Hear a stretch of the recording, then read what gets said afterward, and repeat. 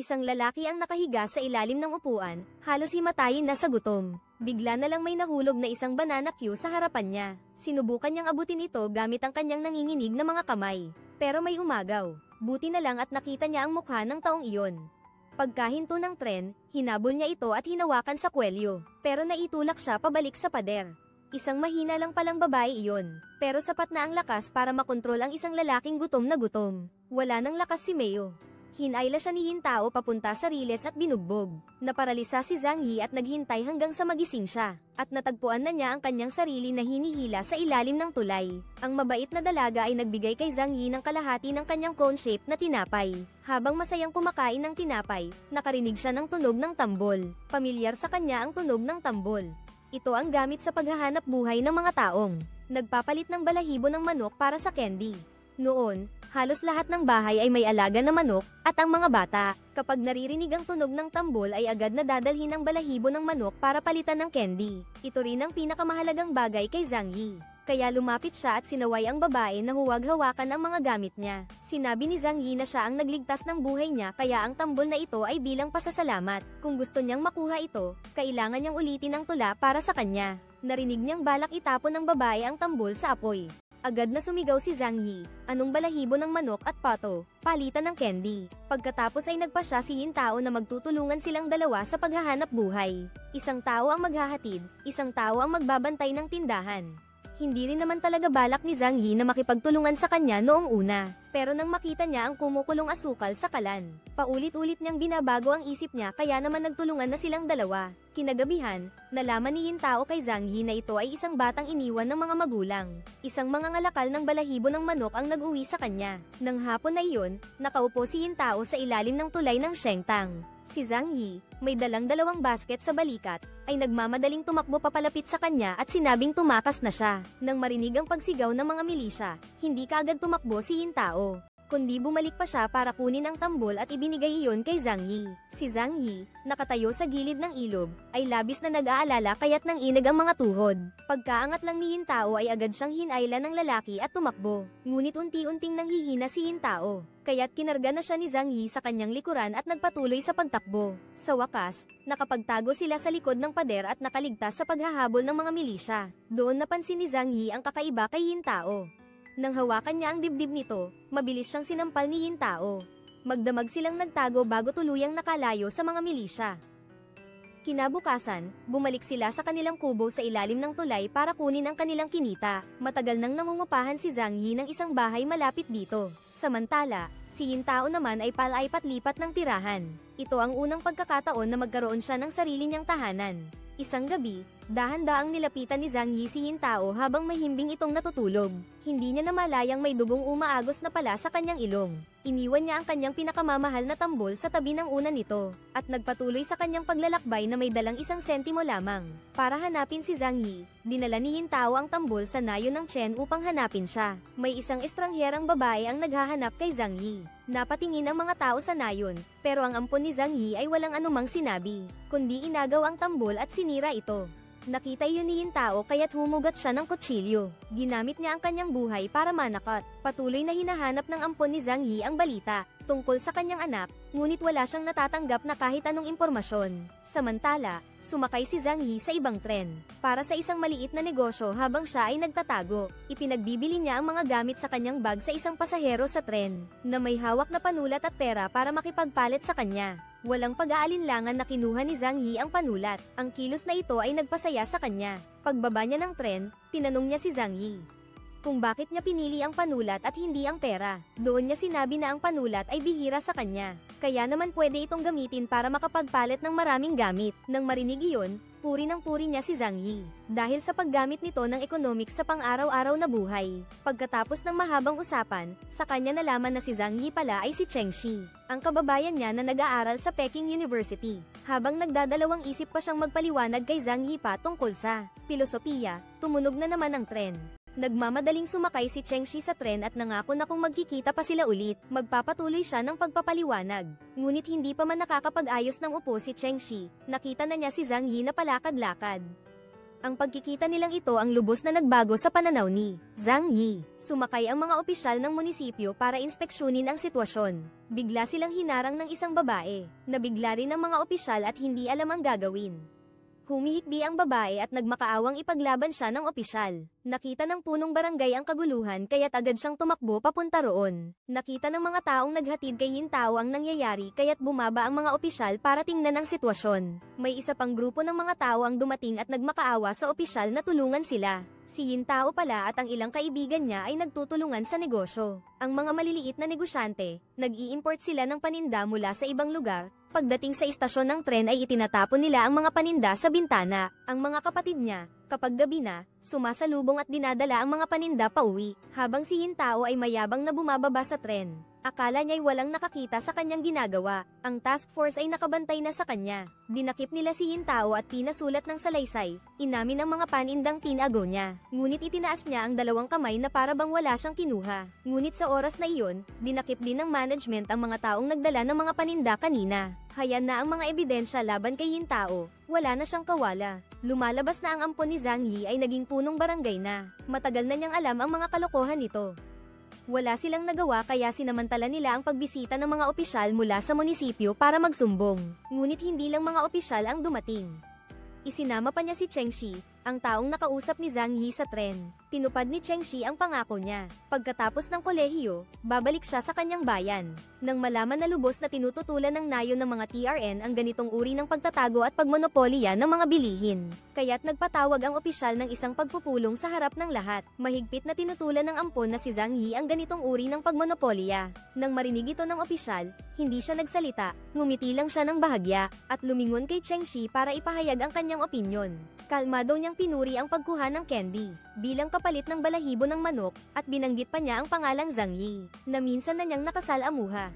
Nang marinig niya ang pamilyar na pangalang iyon, nakaramdam ng kaunting pangangati si Yin Tao. Tapos ay palihim na lumapit sa bintana para makinig sa usapan nila.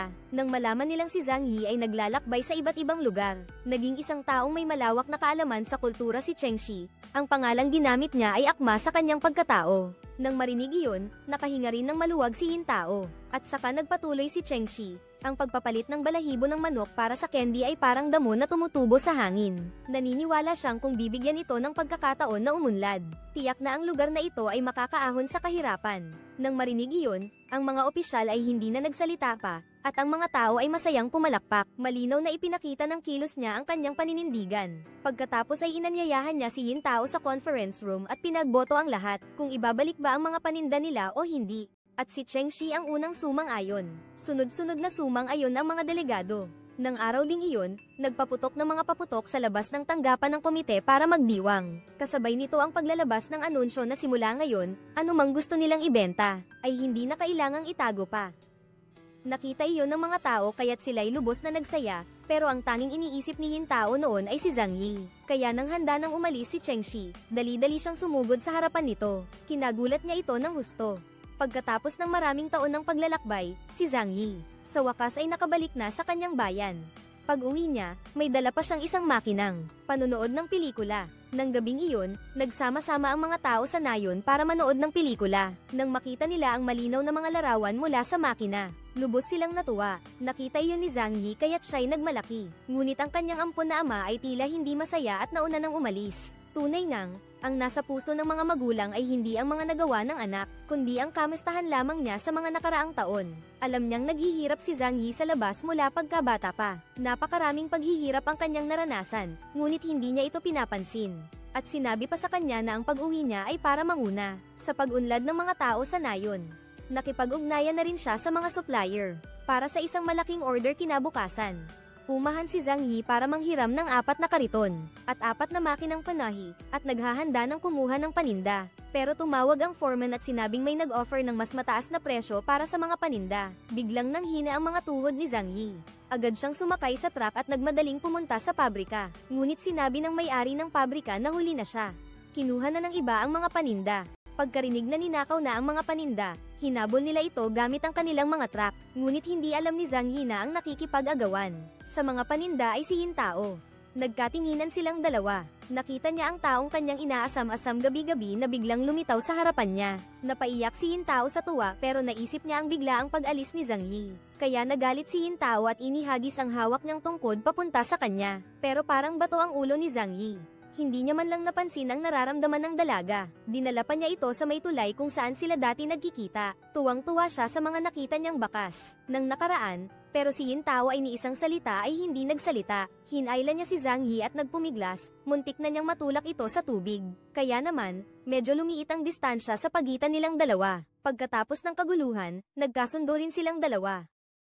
Ngayon naman, si Zhang Yi ang nag-alok ng pakikipagtulungan kay Yintao. Siya ang bahala sa produksyon, si Yintao naman sa pagbebenta at kita. Hati sa 64, pero sinabi sa kanya ng babae, dapat pantay ang hati, kung hindi, wala nang pag-uusapan. Kaya naman agad ding pumayag si Zhang Yi. At itinago nila ito sa ama ni Zhang Yi. Nagtutulungan silang mangolekta ng mga lumang tela mula sa mga pabrika ng damit para gawing mop. Napakasipag nilang magtrabaho at talagang pinahahalagahan nila ang kalidad. Samantalang dito naman, dahil sa masiglang pag-aanyaya ng mga babae, marami rin naman ang nabenta nilang produkto. Pagkatapos nilang may benta lahat ng paninda, sinimulan ng hatian ni Zhang Yi ang pera sa lahat, habang masayang naghihintay ang lahat ng kanilang sweldo. Isang di inaasahang bisita ang dumating. Nagulat ang lahat sa pagdating ng kanyang ama-ama. Balak sanang magpaliwanag si Zhang Yi pero nang makita niya ang papel, na malinaw na nakalahad ang hatian ng mga trabaho, nanahimik na lamang siya at umalis na. Lumalabas na nagbago na rin pala ang kanyang pag-iisip. Pagkatapos makadalo sa klase ni Cheng Shi, lumalabas na ang gobyerno nga pala ay nagtataguyod ng pagnenegosyo ng mga mamamayan. Nang araw na iyon, nagkasakit ang tatay ni Zhang Yi at na-ospital, kaya't lubha siyang nag-alala at dali-daling pumunta sa ospital para dalawin ito. Ngunit hindi niya inaasahan na isasama pala nito ang kanyang tunay na anak na babae, si Yuli, at hihingi ng kamay niya para pakasalan. Nang marinig niya iyon, halata ang pagkailang sa mukha ni Zhang Yi. Ngunit ang mga mata naman ni Yuli ay puno ng luha. Matagal na palang may mga taong mahal na ang dalawa. Si Yuli na umiiyak sa kanyang ina ay pinalayas ng kanyang ama. Harap sa utang na loob sa kanyang ama-amahan. Hindi niya alam kung paano tatanggi, at si Yintao ay hindi pa rin nakakaalam nito. Masayang nagdala siya ng tinapay kay Zhang Yi. Ngunit nagmadali siyang tumanggi at ibinalik ang mga sapatos na ibinigay ni Yintao sa kanya. Habang nagtutulakan ang dalawa, hindi sinasadyang natapon ni Zhang Yi ang tinapay sa lupa, ngunit dumating din si Yuli noon para dalhan siya ng tanghalian. Nakita iyon ni Yintao. Agad niyang naunawaan ang lahat. Nakita niya si Zhang Yi na kusang kinuha ang pagkain sa kamay. Ang ibang babae, si Yintao, ay walang imik at tumalikod na umalis. Tapos malamig na tinapakan ang tinapay na nakapatong sa lupa. Habang papalayo, umiiyak si Yintao at inihagis ang sapatos na regalo kay Zhang Yi. Tapos doon umiyak ng umiyak. Pero sa kabilang banda, ang kanyang ama-ama ay lumapit kay Yintao. Sinabihan niya itong huwag nang magpakita kay Zhang Yi, dahil ikakasal na ito pagkatapos ng 1 buwan. Kahit na tila walang pakialam si Yintao, ngunit sa kanyang kalooban ay lubos na nasasaktan. Naghintay siya kay Zhang Yi ng 5 taon para lamang makita ang isang sinag ng pag-asa, ngunit malupit na pinatay ito ng iba. Nang hapon na iyon, nag-iisa si Yintao na nag-iikot ng paninda, ngunit walang sasakyan na gustong magsakay sa kanya, nang bigla na lamang may humantong driver para umihi. Sinamantala ni Yintao ang pagkakataon para ilipat ang kanyang mga paninda sa sasakyan, ngunit nang makarating siya para ilipat ang huling sako ng paninda, tapos na ring umihi ang driver, at pinatakbo na ang sasakyan niya na may dala ng mga gamit mo. Sa puntong ito, wala ka nang magawa kundi panoorin ang sasakyan na papalayo ng papalayo. Napahiga ka sa lupa at tumingala sa langit na puno ng kawalan ng pag-asa. Parang sinapian ka nga naman ng malas. Sakto namang pag-uwi ni Zhang Yi galing sa poultry farm. Nakita niyang gabi na pero wala pa si Yintao. Kaya dali-dali siyang sumakay ng sasakyan para hanapin ito. Pagkakita sa iyo, tinanong kaagad ni Zhang Yi kung ano ang nangyari at dali-dali kayong nagtungo para hanapin ang mga gamit. Sa wakas, nakarating din kayo sa bodega at nahanap na ang mga gamit. Katatapos ko lang tulungan ng may-ari ng pabrika na ayusin ang mga makinarya.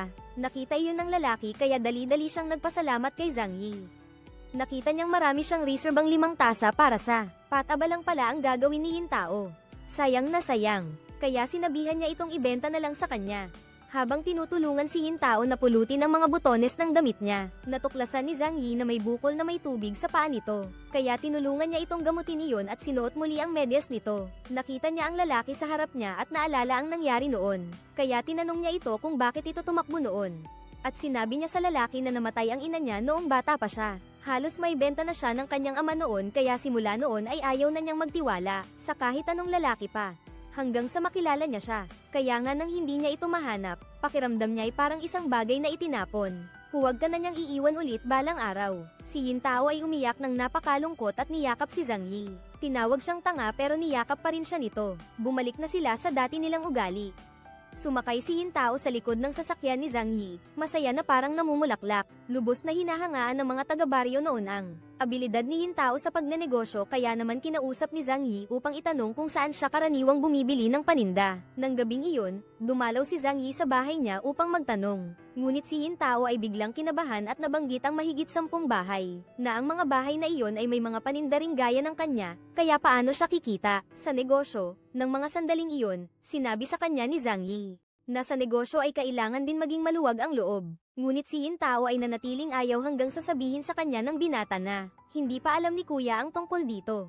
Nakita ni Yin Tao ang pagkakataon para harapin siya. Agad siyang pumayag. Kinabukasan, dinala niya ang isang grupo ng mga tao sa palengke, at tinuruan pa niya sila kung paano makipagtawaran. Paano naman kaya dito? Dinala ni Zhang Yi si Cheng Shi sa bodega ng pagkain para ihanda ang pagdadala nito sa mga poultry farm sa county. Gusto makipag-ugnayan ni Cheng Shi sa may-ari ng farm para bilhin ang mga produktong ito.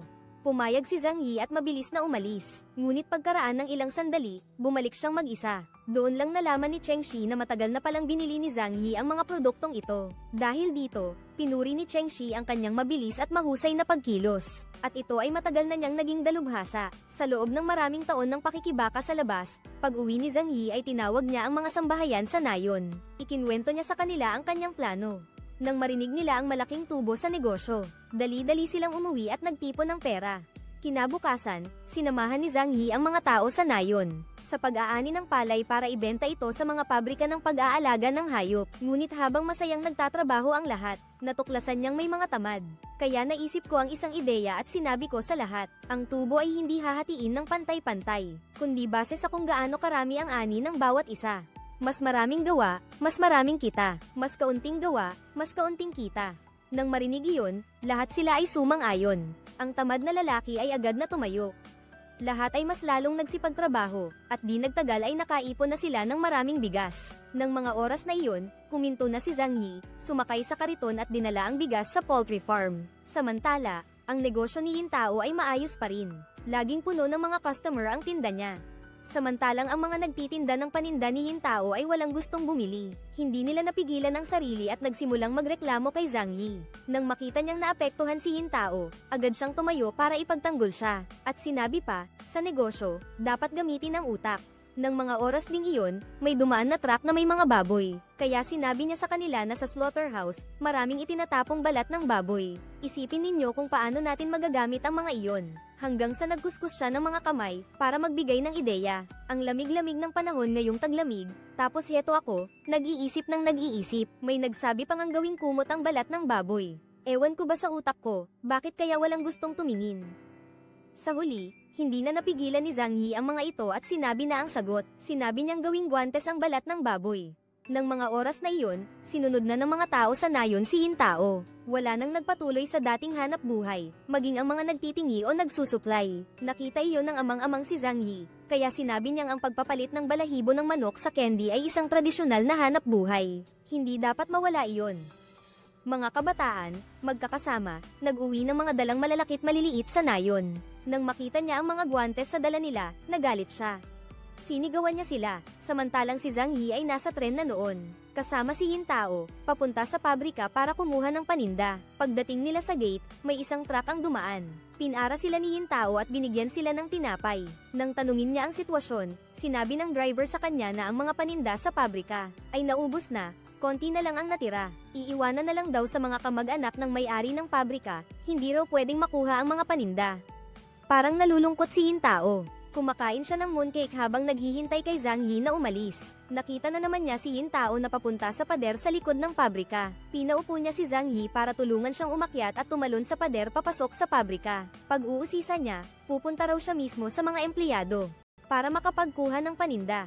Sabi naman ni Zhang Yi sa kanya, paano kung ayaw nilang bigyan siya ng paninda? Sabi naman niya, magpapanggap na lang daw siyang kamag-anak ng may-ari ng pabrika. Pagdating niya sa distribution center, agad siyang nagpanggap. Kumuha siya ng pera at ibinigay sa nakaupong empleyado. Sabi niya'y magpapadala siya ng mga gamit, at bago pa makasagot ang lalaki, tinanong niya kung sino ito. Walang pag-aalinlangan siyang nagsinungaling na kamag-anak siya ng factory manager. Madaling maniwala ang lalaki kaya pinagbigyan siya. Kaya naman, sabay nilang dinala ang mga gamit pauwi. Ngunit sa kalagitnaan ng daan, nakasalubong nila ang may-ari ng pabrika. Nadulas si Zhang Yi at nagpakilala bilang kamag-anak ng factory manager. Kaya't hindi na nakapag-react ang mga iyon.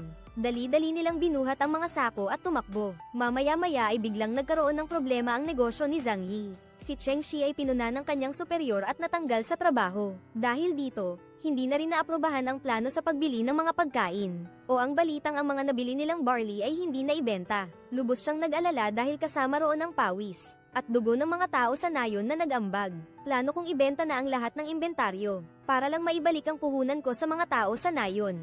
Ang tubo naman ay ibibigay ko na lang kinabukasan. Alam na ng mga tao sa nayon ang tungkol sa pagbili ng trigo. May problema, natatakot akong hindi ko makuha ang pera. Kaya pinigilan nila si Zhang Yi para tanungin matapos maipaliwanag ni Zhang Yi sa mga taga-baryo at mapanatag ang mga ito bago umalis. Sa totoo lang, noon ay hindi pa niya alam kung paano haharapin. Aba, sakto namang tumawag si Cheng Shi ngayon at sinabing pumunta raw ako bukas ng hapon. Isang pagpupulong bukas ang lahat ng mga opisyal. Sa county ay magsasagawa ng isang pagpupulong sa itaas, at espesipikong inatasan si Zhang Yi na dumalo. Kinabukasan, pagkatapos ng pagpupulong, umakyat si Yin Tao sa bintana para makinig.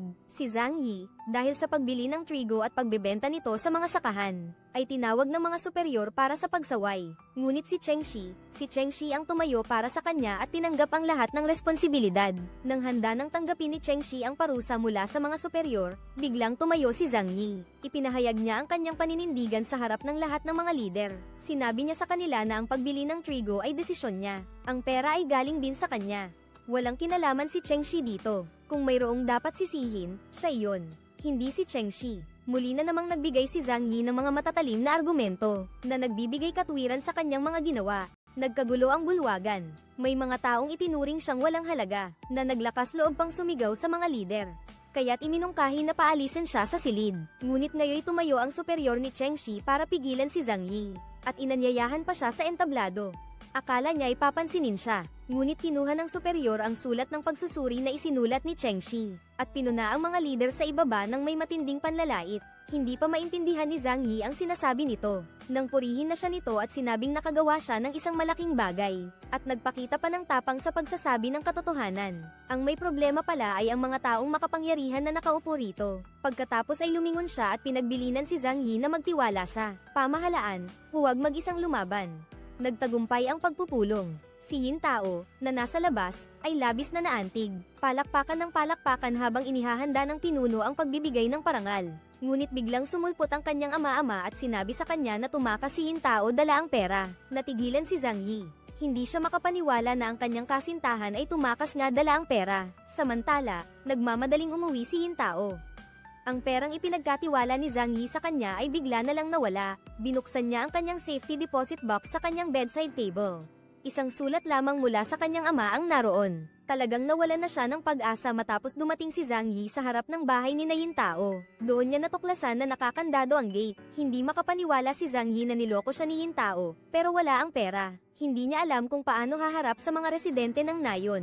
At sa oras na iyon, kompleto na ang mga taga-nayon sa bahay.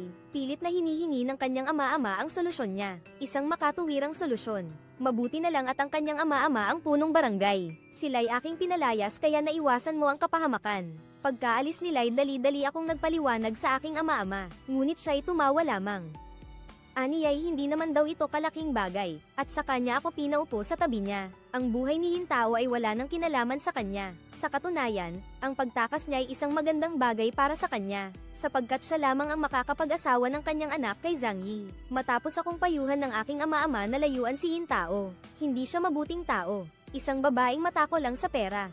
Pero direktang pinutol ni Zhang Yi ang sinasabi ng lalaki, dahil siya lang ang nakakaalam ng pinagdaanan niya, at dali-daling tumayo para hanapin si Yin Tao. Nawala si Yin Tao ng ilang araw at gabi na naghahanap sa kanyang ama. Nagbantay din si Zhang Yi sa harap ng bahay niya. Hindi siya naniniwalang ang babaeng mahal niya ay tatakas dahil sa pera. Walang silbi ang pag-upo lang doon. Pumunta siya sa istasyon ng tren para hanapin siya, pero may iba pa ang tumakbo rito para hanapin siya. Ngumiti ang kanyang ampon na ama at hindi na nagpaliwanag pa. Dinala nila siya pauwi at nakita nilang lumaban siya. Inutusan niya ang iba pa na dakmain siya. Nang makita niyang hindi niya sila kayang kalabanin, tumakbo si Zhang Yi. Muli na namang tumakbo si Zhang Yi papunta sa bahay ni Yin Tao. Nang makita niyang bukas ang pinto, labis siyang nagalak at inakala niyang nakauwi na ito. Ngunit pagpasok niya sa bakuran, nakita niyang may ilang pulis lang pala sa loob ng bahay. Sinabi nila kay Zhang Yi na pinaghihinalaan si Yin Tao. Siya ang nasa likod ng isang kaso ng pandaraya kaya nandito sila para mag-imbestiga. Nakita nila ang takot at pagkalito sa mukha ni Zhang Yi. Plano ni Cheng Shi na isama siya sa loob ng komisyon para makapag-usap, pero hindi niya mahanap si Yin Tao. Napakainit ng ulo niya. Wala siyang gana makipag-usap, at hindi pa nagtatagal nang makaalis si Zhang Yi, dumating naman si Yin Tao. Umiyak siya habang sinasabi kay Cheng Shi na may kasalanan siya kay Zhang Yi. Pagkatapos ay inabot niya ang isang sobrang may pera at mahigpit na niyakap ito, at ibinigay kay Cheng Shi. Ipinagkatiwala niya kay Cheng Shi na ibalik ito kay Zhang Yi, pero pagkakuha pa lang ni Cheng Shi ng sobrang may pera, tapos binago na naman niya ang isip niya at binawi ito. Saka sinabi niyang siya na mismo ang maghahatid ng perang yun sa iyo. Pagdating ni Zhang Yi sa Chenxia Village, kinuha na niya ang lahat ng naipon niyang pera, sa loob ng maraming taon at ipinamahagi sa mga sambahayan. At sinabi pa niyang unti-unti niyang babayaran ang natitirang pera. At sinabing hindi siya magkukulang kahit kaunti, nang biglang tumawag si Cheng Shi sa kanyang ama-amahan. Para ipaalam kay Zhang Yi na si Yin Tao ay papunta na para hanapin siya. Kahit na pumayag siya, pagkababa niya ng telepono, iniutos niya sa mga taga-baryo na ikulong si Zhang Yi. Hinihintay niya ang pagdating ni Yin Tao para gamitin ang kanyang panlilinlang. Sasabihin niya rito na isinumbong ni Zhang Yi sa pulis ang pagnanakaw ng pera niya. Hinahanap na siya ngayon. Lubos ang pagkagulat niya sa mga narinig. Gusto niya naman talagang tumulong sa kanya. Bakit siya nagkaganito? Dahil sa pananakot nito. Lalo pang naguluhan si Yin Tao at dali-daling umalis. Pag-uwi niya, ipinagbili niya ang lahat ng kanyang paninda sa isang kaibigan. Pagkatapos, bumalik ulit siya sa nayon ng TRN kinagabihan para ibalik ang pera kay Zhang Yi. Ngunit pagdating sa may pasukan ng nayon, nakarinig siya ng mga bulungan. Magpapakasal na raw si Zhang Yi sa anak ng pinuno ng nayon. Kaya naman dali-dali siyang pumunta sa bahay nito, at laking gulat niya nang makita itong may kayakap na ibang babae. Sumiklab ang matinding sakit sa puso niya. Sumandal siya sa pader at umiyak ng umiyak.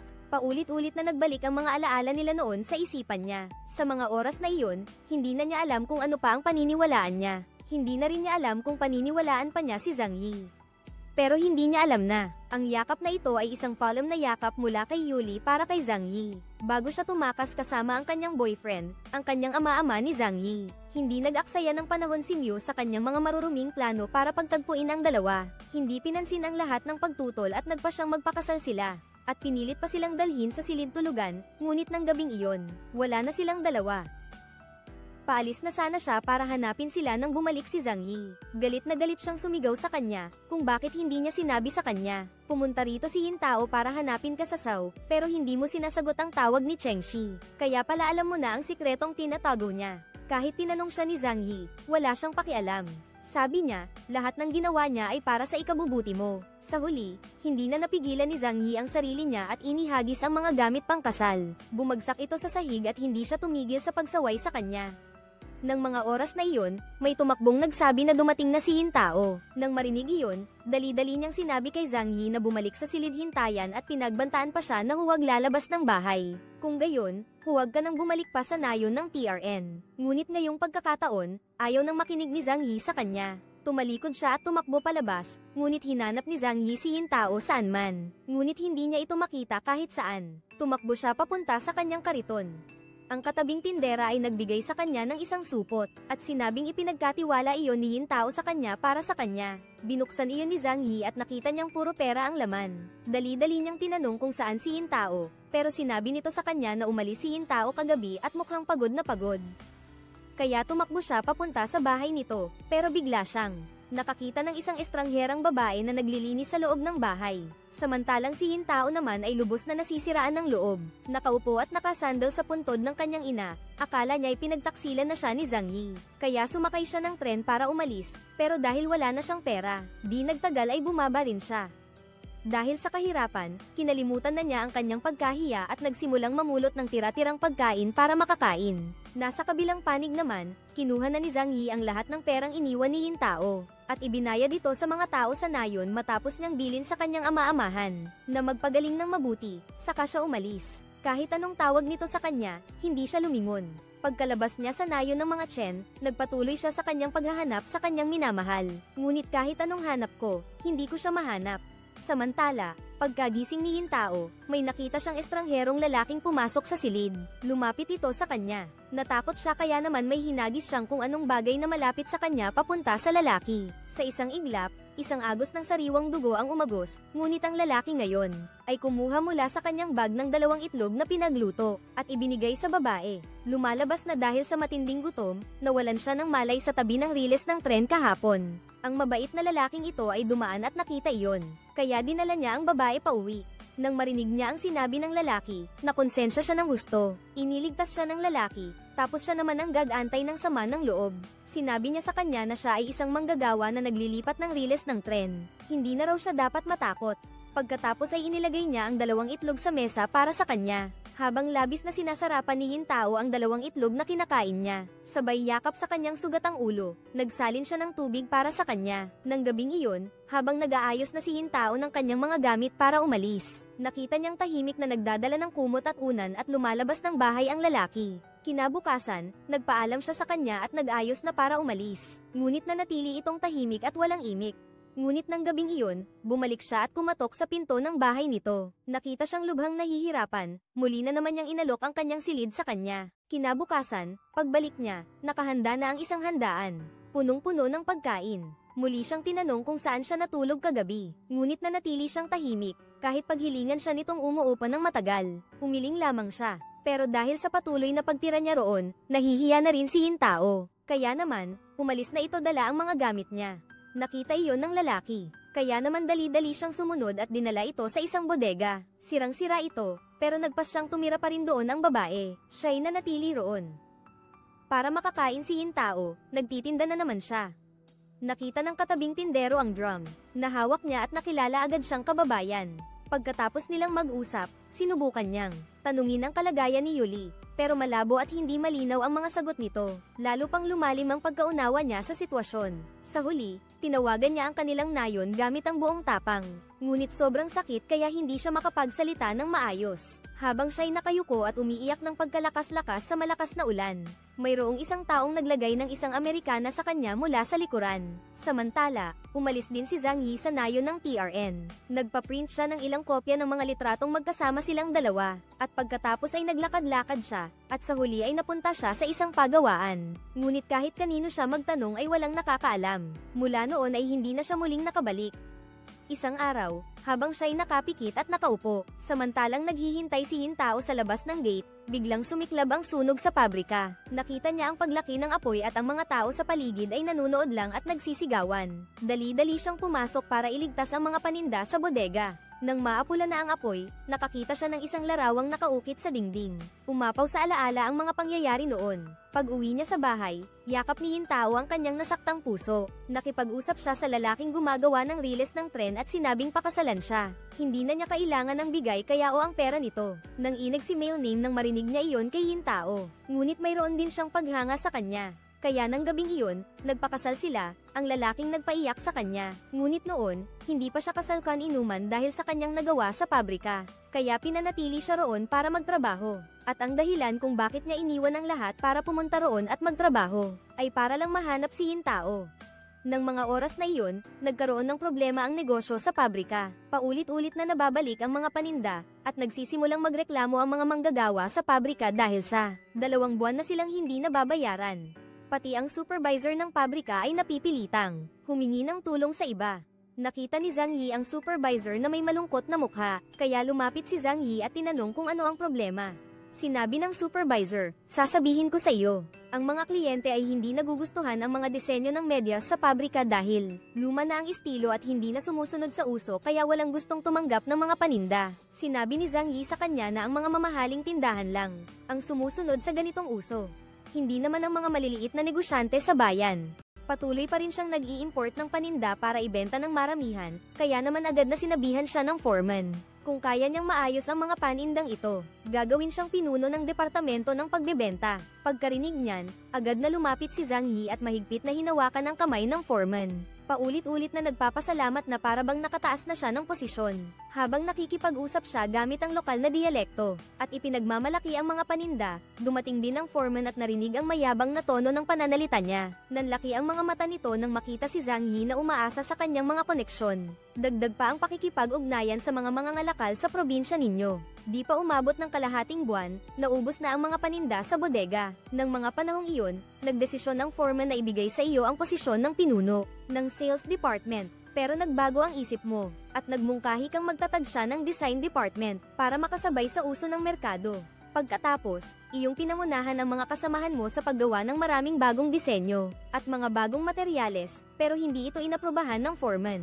Sa panahong ito, masaya ang relasyon ni Yin Tao at ng kanyang asawa. Lalo pa niyang pinagsikapan ang paghahanap buhay para sa dagdag na kita ng pamilya. Naglakbay siya para mangalap ng mga basura, ngunit nadapa at napilipit ang paa sa daan. Nakita ito ng kanyang asawa kaya tinulungan siyang buhatin pauwi. Pagdating sa bahay, nagsindi pa siya ng ilaw para tulungan siyang mag-ayos. Dahil sa mga sugat sa paa niya, ang pangyayaring ito ay nagbalik sa kanya ng mga alaala. Ilang sandali lang, may napansin si Yin Tao na kakaiba sa kanyang kalusugan. Napansin ni Yin Tao na may kakaiba sa kanyang kalusugan. Dahil sa paulit-ulit na pagsusuka ni Kan, dinala nila ito sa ospital para magpasuri. Nang mga oras na iyon, may narinig siyang nagtitinda sa labas. Nagtitinda ito ng mga guwantes na katad ng baboy. Sinundan niya ang ingay at lumabas para silipin. Bigla niyang nakita ang anak na babae ng pinuno ng nayon kasama ang nobyo nito. Nang marinig niya ang usapan nila, saka lang niya nalaman na pinutol ni Zhang Yi ang koneksyon niya sa kanyang ama-amahan para maprotektahan siya. Wala nang nakakaalam kung nasaan siya ngayon. Bago umalis, sinabi ng bata sa kanya na hanapin si Zhang Yi. Tiyak na hinihintay siya nitong umuwi. Lahat ng mga hindi pagkakaunawaan ay naayos na ngayon. Ngunit huli na ang lahat ng tulala si Yin Tao. Masayang ipinakita ng asawa niya ang resulta ng pagsusuri, at tumakbo upang sabihin sa kanya na magkakaroon na sila ng panganay. Ngunit sa panahong ito, sunod-sunod ang pagkalugi sa negosyo, at ang pabrika ay nasa bingit na ng pagkalugi. Upang mailigtas kahit papaano ang negosyo, nagkaroon ng ideya si Zhang Yi. Kukunin niya ang buong pabrika, aniya sa pinuno ng sales department, at ipapamortgage ang mga natitirang produkto at makinarya. Ipaupahan natin sa iba ang lahat ng mga lupang hindi nagagamit. Gamit ang kapital na ito, tiyak na maliligtas ang pabrika. Dahil sa kanyang walang sawang pagsisikap, nakatulong si Zhang Yi na maibalik ang pabrika sa dating sigla. Pagkatapos noon, naghain ng petisyon ang mga manggagawa sa pabrika. Naitalaga si Zhang Yi bilang pinuno ng pabrika, at agad itong inaprobahan ng mga superior. At sa gayon, opisyal na naupo si Zhang Yi sa pinakamataas na posisyon doon. Noon lang tinanong ng dating pinuno kung sino ang kanyang kakampi, at kung paano siya naging ganito kabilis na umakyat sa posisyon. Nang harapin ang katanungang ito, sinabi niya agad na ang kanyang pagsusumikap ay dahil 25 taon na ang nakakaraan, may isang batang babae, na araw-araw ay sumusunod sa kanyang ina upang magtrabaho rito, at sinikap niyang iligtas ang lugar na ito. Ito rin ay dahil ito ang lugar na nag-iingat ng mga magagandang alaala niya. At isang araw, biglang dumating ang kanyang nakababatang kapatid na babae upang hanapin siya. Sinabi nito sa kanya na 3 buwan na ang nakakaraan, nakilala niya si Yin Tao. At sinabi rin nito sa kanya na buwan-buwan ay nagpapadala ito ng pera upang bayaran ng utang. Sa nayon ng TRNGA.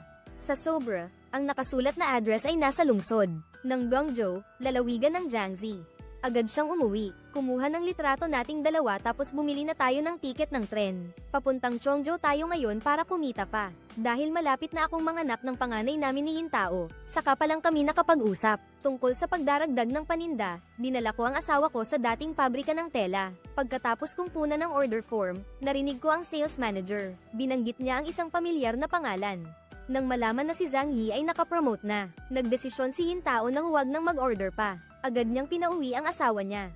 Pag-uwi nila, nagtampo ang asawa niya at tumalikod sa kanya. Doon niya lang sinabi na ayaw na niyang makita pa ulit ang taong iyon. Gusto na lang niyang makasama si Zhang Yi ng mapayapa habang buhay. Pero pagkasabi niya noon ay tumulo na naman ang mga luha niya. Makalipas ang 2 buwan, nagkaroon ng salo-salo sa pabrika para sa pagdiriwang ng bagong taon.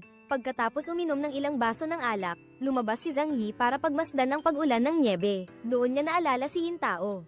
Kinuha niya ang litratong lagi niyang daladala. Marahan niyang hinahaplos ang mukha ni Yin Tao sa larawan.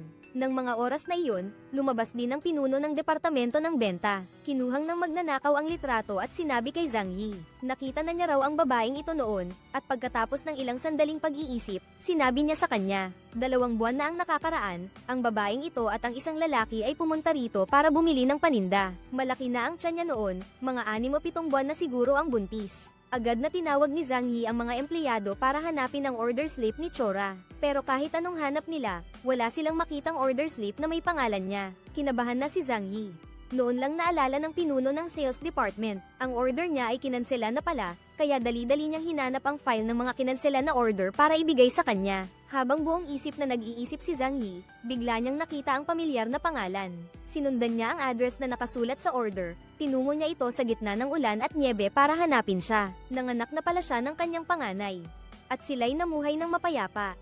Nakatayo si Zhang Yi sa labas, nakatingin sa bintana, nakita niya ang masayang tanawin sa loob, at napigilan ang kanyang pagkamis. Tumalikod siya at umalis para hindi maistorbo ang kanilang payapang buhay. Nakayuko ang lalaking ito, nakatitig sa mga paa ng babaeng nasa harapan niya. Ang mga mata niya ay kumikinang pa rin. Habang siya'y pinag-uusapan ng mga kasamahan niya, bigla na lang siyang lumuhad sa harapan nila. Nagkatitigan silang dalawa, at doon na nahiya si Zhang Yi. Iniwas niya ang tingin niya, at pagkatapos ay dinala silang dalawa sa istasyon ng pulis. Nanghihinayang na nagpaliwanag si Zhang Yi. Hindi raw siya bastos, at buti na lang dumating ang babae kanina para tulungan siya. Para magpasalamat, niyaya ni Zhang Yi ang babae sa pagkain. Habang nag-uusap sila, nalaman niya na ang babae ay isang interpreter. Isang Hapon na negosyante ang biglang humiling ng isang bagay na napakawalanjiya sa kanya. Ang kahilingan niya ay ang pagsisiwalat ng mga detalye at impormasyon ng makinang panahi na kanyang ginagawa dahil balak niyang mag-import ng 3 mula sa kanila para sa kanyang produksyon. Ngunit noon din, kumuha si Ho ng perang papel at inilagay sa mesa. Sabi niya, "Libre ko na ito," at umalis na. Ikinagulat ito ng 2 lalaki. "Ano bang nangyari? Bakit ganyan ang mukha mo?" Kasi iniwan ka niya dahil hindi siya naniniwala na isang maliit na negosyante lang tulad mo ay may sapat na pera para makabili ng 3 machine na nagkakahalaga ng milyon-milyon. Pero pinatunayan ng katotohanan na nagkamali siya. Kinabukasan, bumalik siya sa trade fair at nakinig ulit sa detalye ng pagpapakilala ng kagamitan. Pagkatapos ay agad siyang bumili ng mga makina. Pagkatapos, ang 3 makina ay agad na ginamit sa produksyon. Pero hindi nagtagal. May problema ang isa sa mga ito dahil wala kang alam sa mga makinarya. Kaya kinailangan nating tawagin ng isang Hapones na inhinyero para ayusin ito. Nag-ayos si Zhang Yi ng isang malaking pagtanggap para salubungin siya nang simulan na niyang ayusin ang mga ito. Si Zhang Yi at ang mga tauhan niya ay nakatayo sa likuran. Maingat na nagmamasid at nagtatala. Pagkatapos matuklasan ng Hapon na inhinyero, tumayo siya at sinabi sa kanila na ito ay isang lihim ng kumpanya. Hindi sila pwedeng manggopya, kaya umatras sila. Tanging ang sekretarya ni Zhang Yi ang sumisilip, ngunit sinaway din siya nito. Kaya naisip ni Zhang Yi ang ibang paraan. Kaya naman kinagabihan, nagpareserba siya ng hapunan. May itinanim pa siyang recording device sa ilalim ng mesa. Plano niyang painumin ito ng alak para magnakaw ng mga sekreto ng kumpanya. Pero malapit nang matapos ang salo-salo pero hindi pa rin ito nalalasing. Lubhang nag-aalala siya noon. Nahulaan ni Ho ang nasa isip niya kaya tumayo ito at tinapak si Zhang Yi sa balikat. Sabi ni An, "Lumabas ka kasama ko ngayon para masabi ko sa'yo, matatalino talaga ang mga Hapon. Hindi lang nila gustong kunin ang pera sa pagbebenta ng makina. Gusto rin nilang kunin lahat ng iba pang bayarin sa hinaharap. Higit pa doon, magagaling uminom ang mga Hapon kaya imposibleng mapainom siya. Muli na namang nabigo ang plano mo. Pero sa pagkatalo mo sa isang laro, may gagawin ka na naman para matutunan ang teknik sa pag-aayos. Sinadya mo pang sirain ang mga makina at pinagmasdan mo sila mula sa malayo. Tumulong din si Ho para maging matagumpay ka sa bagay na ito." Para maipakita ang kanyang sinseridad, binigyan ni Zhang Yi ang babae ng isang koleksyon ng mga bagong disenyo. Ang buhay ng mag-asawang Yintao ay payapa at maayos. Unti-unting gumaganda ang kanilang kalagayan sa buhay, kaya nakapag-ipon pa sila para sa isang bagong telebisyon. Ngunit isang araw, may nangyaring aksidente. Gabi noon ay duty ng isang miyembro ng kanilang pamilya. Ngunit dahil abala ito sa pagsusugal, humingi ito ng pabor sa asawa ng babae para pumalit sa kanya. Subalit, malakas ang ulan ng gabing iyon kaya nagkaroon ng landslide. Ang asawa ng babae ay naanod ng tubig. Nabalitaan ito ni Yintao kaya nag-alala siya. Nagmamadaling tumakbo siya patungo sa ospital kung saan nakakonfine ang kanyang asawa. Sinabi ng doktor sa kanya na kahit mailigtas pa ang asawa, ay magiging gulay na ito sa natitirang buhay nito. Lubos ang pagkawalang pag-asa ni Yintao, hindi niya matanggap ang katotohanan ito. Dinala niya ang asawa pauwi, at mula noon, araw-araw ay nagtitinda siya para sa anak. Pagdating ng gabi, inaalagaan niya ang asawa upang mapanatili ang buhay nito. Araw-araw ay kailangang magpa-IV therapy ang kanyang asawa, at hindi maliit ang gastusin dito. Kaya naman, nagpunta siya sa kumpanya ng tren upang hanapin ang mga namamahala. Hinihingi ninyo ang benepisyo sa aksidenteng pangtrabaho, pero ngayon sinasabi ninyo sa kanya na ayon sa schedule noong araw na iyon, hindi ang asawa ninyo ang nagtrabaho. Ang aksidente ng asawa mo ay dapat imbestigahan ng husto. Malinaw na noon, pinalitan ng asawa ninyo ang lalaking si Mr. Tryukia para magtrabaho, pero ayaw naman itong maging saksi. Isinauli na niya ang perang naipong tulong ng mga manggagawa sa pabrika para sa mga lider, at pumunta siya sa bahay nila, pero nagtago ito sa kwarto at ayaw lumabas para salubungin siya. Kinabukasan, tinipon niya ang mga bata sa harap ng bahay ng mga Jaw. Binayaran niya sila para basahin ang sanaysay na isinulat niya. Ang batang may pinakamalakas na boses ay bibigyan ng regalo. Kaya naman, nagsigawan ng mga bata. Nang marinig ito ng mag-asawang Jaw sa loob ng bahay, hindi sila mapakali. Gabi-gabi, binibigay ni Yintao sa kanyang anak ang kanyang kinita, para mabilang ito ng kanyang asawa, samantalang siya naman ay maingat na. Ikukwento sa kanya ang mga nangyari sa araw na iyon. Ngunit ang gastos sa pagpapagamot ng asawa niya ay napakataas nga. Wala na siyang nagawa kundi ibenta ang kanilang telebisyon. Dahil sa pagpupumilit ni Yintao, sa wakas ang pamilyang Jaw ay umamin din ng kanilang pagkakamali, at inaprubahan ng kanilang mga superior ang pagbibigay ng kabayaran. Kaya naman masayang umuwi si Yintao at ibinalita ito sa kanyang asawa. Ngunit ng mga sandaling iyon, natuklasan niyang wala ng tubig sa gripo. Lumapit siya sa asawa, at nalaman niyang wala na itong buhay. Hindi siya tumitigil sa pagtawag sa pangalan ng kanyang anak. Pinatakbo ko ang bata para maghanap ng doktor, pero huli na ang lahat. Dinala ni Yintao ang anak niya sa libing ng ama, pero napakabata pa ng bata noon. Masyado siyang inosente, akala niya ay pumunta lang sa ibang lugar ang ama niya. Masyadong maikli ang buhay ng asawa niya. Iniwan si Yintao, na nag-iisa, nagtitinda sa tabi ng istasyon ng tren para mabuhay. Pero ang mga dati niyang kaibigan ay araw-araw binubuli si Yintao.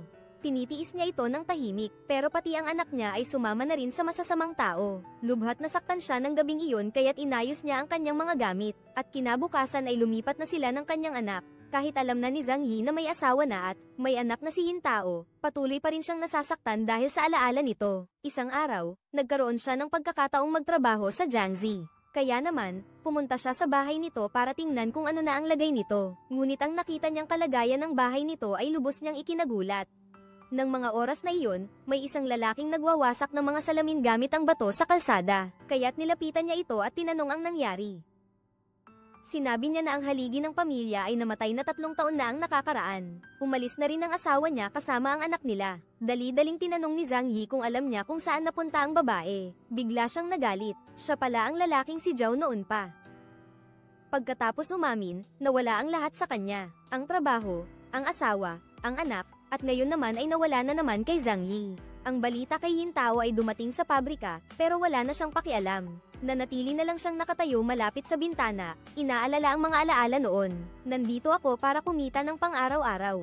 Naglalakbay si Yintao kasama ang anak niya para bumili ng paninda. Magkasama silang dalawa, ina at anak, at nagtutulungan para mabuhay. Minsan bumibili sila ng paninda, minsan naman nagtitinda sila sa palengke. Naging magkaibigan din si Yintao sa isang kapitbahay. Isang araw, ang kapitbahay ay nakakuha ng maraming medyas na maganda ang kalidad kaya't binigyan niya si Yintao ng isang pares. Nakita niya na nakasulat ang pangalan niya sa medyas. Kaya tinanong niya ang kapitbahay kung saan niya nabili ang mga iyon. Alam mo ba kung ano ang pangalan ng foreman matapos marinig ang sinabi mo? Alam ko agad kung sino ang tinutukoy mo. Tiyak na si Zhang Yi iyon. Muli na namang tumulo ang maiinit niyang mga luha. Pero kahit anong sabihin ng kapitbahay niya, ayaw niyang tanggapin ang medyas na iyon noong gabing iyon nang tahimik na ang lahat. Bumalik sa alaala niya ang mga pangyayari noon. Isang araw, nang dalhin niya ang anak niya sa palengke para magtinda, nakita niya si Zhang Yi na nakaupo sa harap ng tindahan ng kapitbahay niya. Natigilan siya ng isang segundo, pagkatapos ay mabilis na tumakbo pa uwi. Pagdating sa bahay, para siyang nawalan ng kaluluwa. Habang naghihiwa ng gulay, hindi niya sinasadyang naputulan ang daliri. Ang sakit ang nagpabalik sa kanya sa realidad. Nang mga sandaling iyon, narinig niya ang boses ng kapitbahay nila mula sa labas. Dinala nito si Zhang Yi at kumatok sa pinto ng bahay ni Yintao. Agad siyang lumapit at mahigpit na isinara ang pinto. Kahit paulit-ulit na kumatok ang kapitbahay, ayaw nilang magpakita ng kanyang anak. Akala ng kapitbahay ay wala sila sa bahay kaya iniwan niya si Zhang Yi doon para maghintay. Ako naman ay tumakbo papuntang palengke para magbantay ng paninda, nang muli na namang may kumatok. Ngunit wala pa ring sumasagot. Kaya naman isiniksik na lamang ni Zhang Yi ang isang piraso ng papel sa siwang ng pinto, at pagkatapos ay umalis na, papalayo ng papalayo ang mga yapak niya. Muling tumulo ang mga luha niya. Yumuko ang anak niya at pinulot ang papel, at ibinigay sa kanyang ina. Pagkabasa ng nakasulat sa papel, dali-dali niya itong dinurog. Pagkatapos ay nanginginig na sinabi sa anak na mag-impake na. Lilipat na tayo bukas. Nang makaupo na si Zhang Yi sa kanyang upuan, pagkaangat ng ulo niya at pagtingin sa labas, nakita niya ang babaeng kanyang hinahanap sa loob ng 8 taon, nakaupo sa kabilang tren. Agad siyang sumilip sa bintana. Ngunit ang matinding kilig ay nagpautal sa kanya, pagkatapos ng pagpupumiglas sa sarili. Sa wakas ay nasabi rin niya ang pangalan ng babae. Si Zhang Yi ay sumilip na sa labas ng tren. Paglingon ni Yintao, nagtama ang kanilang mga mata. Ngunit isang segundo lang pagkatapos ay umiwas na siya ng tingin. Para bang nag-aapoy sa galit si Zhang Yi at dali-daling sumigaw ng pangalan niya. Ngunit agad namang tumayo si Yintao at binuksan ang bintana. Dali-daling kinuha ni Zhang Yi mula sa kanyang bag ang isang ladrilyo na maingat na nakabalot. Isang sulyap lang kay Yintao ay alam na niya agad na iyon ang ladrilyong naglalaman ng mga alaala niya at ng kanyang ina noon. Ngayon ay naunawaan na niya, kaya pala nanatili si Zhang Yi roon para protektahan ang mga alaalang na pinahahalagahan niya. Nang gusto na niyang buksan ang pinto para makausap si Zhang Yi, muli na namang tumunog ang tren. Dahan-dahan itong yumandar. Tanging ang papalayo ng papalayo niyang anino na lamang ang natitigan ni Zhang Yi. Dali-daling tumayo si Yintao at binuksan ang pinto. Ayaw niyang mawala ulit si Zhang Yi sa kanya. Umiiyak na sinabi ni Zhang Yi sa kanya, bumaba ka na lang sa susunod na istasyon. Sesunduan kita, pwede ba? Nanghihinang sabi ni Zhang Yi. Ngunit malayo na ang tren. Dali-dali siyang bumaba, sumakay siya ng taxi at mabilis na pinuntahan ang susunod na istasyon. Ngunit pagdating niya roon, wala na ang tren. Akala niya ay mauunahan na naman siya nito. Tapos nakita ko si Yintao na hawak ang kamay ng anak niya. Sa kabilang panig ng riles, tinanong ng anak niya kung saan sila pupunta. Doon niya lang sinabi sa anak kung saan pupunta si Zhang Yi. Sasamahan daw sila. Ihahatid ko na siya sa pabrika, isang pamilyar na lugar para sa kanya. At sa pabrika, masigla ang kapaligiran. Masayang-masaya silang tinatanggap ang bagong investor. Punong-puno ng pag-usisa ang mga mata nila. Ihinatid ni Zhang Yi ang mag-ina sa kanyang kwarto. Nakita niya ang kalat na kwarto nito. Alam niyang hanggang ngayon ay mag-isa pa rin siya. Matapos niyang linisin ang silid ng mag-ina, siya ay dumating para sa seremonya ng groundbreaking. Nililinis pa ni Yintao ang silid, nang biglang may kumatok. Pagbukas niya ng pinto, isang matangkad na babae ang nasa labas. Ngunit hindi alam ni Yintao na siya pala ang anak ng investor. Sabi nito, pumunta raw siya sa kanyang pribadong silid. Nangangagat si Yintao ng malamig na baw habang maangas na pumapasok sa silid.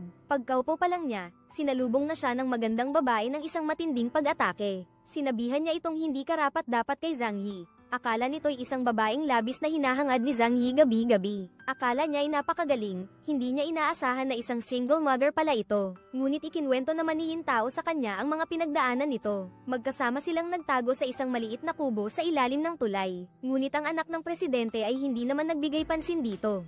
Kinausap siya nito dahil nag-asawa at nanganak ito bago bumalik kay Zhang Yi. Isang traidor daw ito. Pagkatapos ay sinabi niya kay Yintao, alam mo ba, kung si Zhang Yi ay sumama sa kanya, ano kaya ang makukuha niya? Si Zhang Yi, hindi ba siya nagsusumikap? Ilang taon din bago siya naging pangulo ng pabrika. Pero pinili niyang iwanan ang lahat para lang makasama ang mahal niya. Dinala siya ni Zhang Yi sa dating bahay na inuupahan nila noon. Tiningnan niya ang punong itinanim mismo ni Zhang Yi. Ngayon ay malaki na ito at matayog. Labis siyang naantig. Nang gabing iyon, naghihintay si Zhang Yi sa labas, samantalang si Yintao naman ay nasa loob. Pinapakita niya ang mga larawan ng asawa niya at kinukwento sa kanya ang mga pinagdaanan niya. Nawala na ang distansya sa pagitan ni Zhang Yi at ng babae. Umupo silang magkatabi at nangakong hindi na sila muling maghihiwalay. Kinabukasan, dinala siya ni Zhang Yi sa bangko. At inilipat ang lahat ng kanyang ipon sa loob ng maraming taon sa pangalan ng babae. Di nagtagal, nagpakasal sila at nagkaroon ng isang malaking selebrasyon. Maraming bisita ang dumalo at nagsaya sa kanilang kasal. Ang anak lamang ng babae ang nakaupo sa labas. Mukhang nalulungkot habang masayang nagyayakapan ang mag-asawa. Nakita ng bata ang aming paglalambingan. Pagkatapos, may narinig kaming nabasag sa loob ng kwarto. Nakita ko ang mga nagkalat na gamit sa sahig. Alam kong nagsisimula na namang magwala ang anak ko. Kinabukasan, pag-uwi ni Yintao sa bahay, nawala na ang anak niya at ang larawan ng kanyang ama. Walang bakas. Nagmamadali silang dalawa na maghanap sa lahat ng dako. Noon naisip ni Yintao ang isang bagay. Dinala niya agad si Zhang Yi sa pantalan. Pagdating nila sa puntod ng dating asawa, nakita na niya ang pagsusulit at ang mga paboritong laruan ng bata. Nang makita iyon ni Yintao, nakahinga na siya ng maluwag. Pagkatapos ay nagtungo silang dalawa sa isang sirang bahay malapit sa Riles. Pagsilip pa lang ni Zhang Yi ay nakita na niya ang bata na yakap-yakap ang larawan ng kanyang ama, nagtatago sa loob ng bahay, kahit na halos masira na ang boses ni Yintao sa kakasigaw. Pero ayaw pa rin lumabas ng bata. Dahil sa inis, sinira niya ang pinto at pumasok para kaladkarin ito palabas. Nang marinig ni Zhang Yi ang pagsaway ni Yintao sa anak, bigla siyang naguluhan. Sa pag-uwi, habang hahawakan na sana ni Zhang Yi ang larawan, nang makalipas ang ilang sandali, nagising na ang bata habang hawak ko ang tambol. Akmang kukunin na niya ito, pero sinabi ko sa kanya, "Ito ang tambol ko, at nandito ang pangalan ko." Sabi ni Zhang Yi, kung gusto niya, pwede ko itong ibigay sa kanya, pero dapat siyang sumang-ayon na hindi na siya magtatakbo-takbo pa. Mula sa gilid, nakatingin si Yintao sa dalawang magkahawak ng kamay, ang malaki at ang maliit. Medyo nakahinga na rin siya ng maluwag, pero ang pinag-aalala niya ay hindi pa tapos. Malapit nang pumasok sa paaralan ang anak niya, ngunit kahit anong pangungumbinsi niya sa bata, ayaw pa rin itong pumasok sa paaralan. Wala siyang nagawa kundi humingi ng tulong kay Zhang Yi. Buti na lang at, ng mga oras na iyon, dumaan din ang anak ni Chengxi. Nakita iyon ng bata kaya dali-dali niyang pinunasan ang mga luha niya na parang walang nangyari. Nang tanungin siya ng dalagita kung bakit siya umiiyak, agad na sumagot si Yintao na ayaw niyang pumasok sa paaralan. Doon na sinabi ni Zhang Yi sa dalagita. Balak sana niyang bigyan ng bawat isa sa klase ng isang hair tie, pero nagmamadali siyang umalis ng bahay kaya nakalimutan niya. Kaya naman siya sobrang nag-aalala, kaya tinawag niya ang mga kaibigan ninyo para palibutan ng bata. Ang ginawa ni Zhang Yi ay nakatulong para mapanatili ang dignidad ng bata, at nagustuhan din siya ng mga kaibigan niya. Habang si Zhang Yi ay masayang-masaya dahil sa napakatalinong solusyon niya, si Yintao naman ay nakatayo sa gilid at nagsisimulang magbilang ng perang gagastusin. Kinabukasan, isang magulo at nakakagulat na eksena ang biglang nangyari sa palengke. Dalawang babae ang nag-aaway at nagsisigawan dahil sa pag-agawan ng mga customer. Muntik na silang mag-away, kaya nagsimula ang isang kompetisyon sa presyo. Kung babawasan ninyo ng 3 sentimo, babawasan ko naman ng 5 sentimo. Di nagtagal, ang mga customer na nandoon ay naisahan na nila. Nang makita ang masiglang tanawin, nagsimulang mag-isip si Zhang Yi. Pag-uwi, ang mukha ni Yintao ay mas maganda pa sa namumukadkad na bulaklak. Pagbukas ng isang bote ng alak para ipagdiwang, alam na alam ni Zhang Yi. Ang magulo at maingay na pagtatalo sa palengke kaninang umaga ay isang palabas na pinagplanuhan ng dalawang magkapatid para lokohin ang mga mamimili. Ang kanyang asawa ang nag-isip niyon.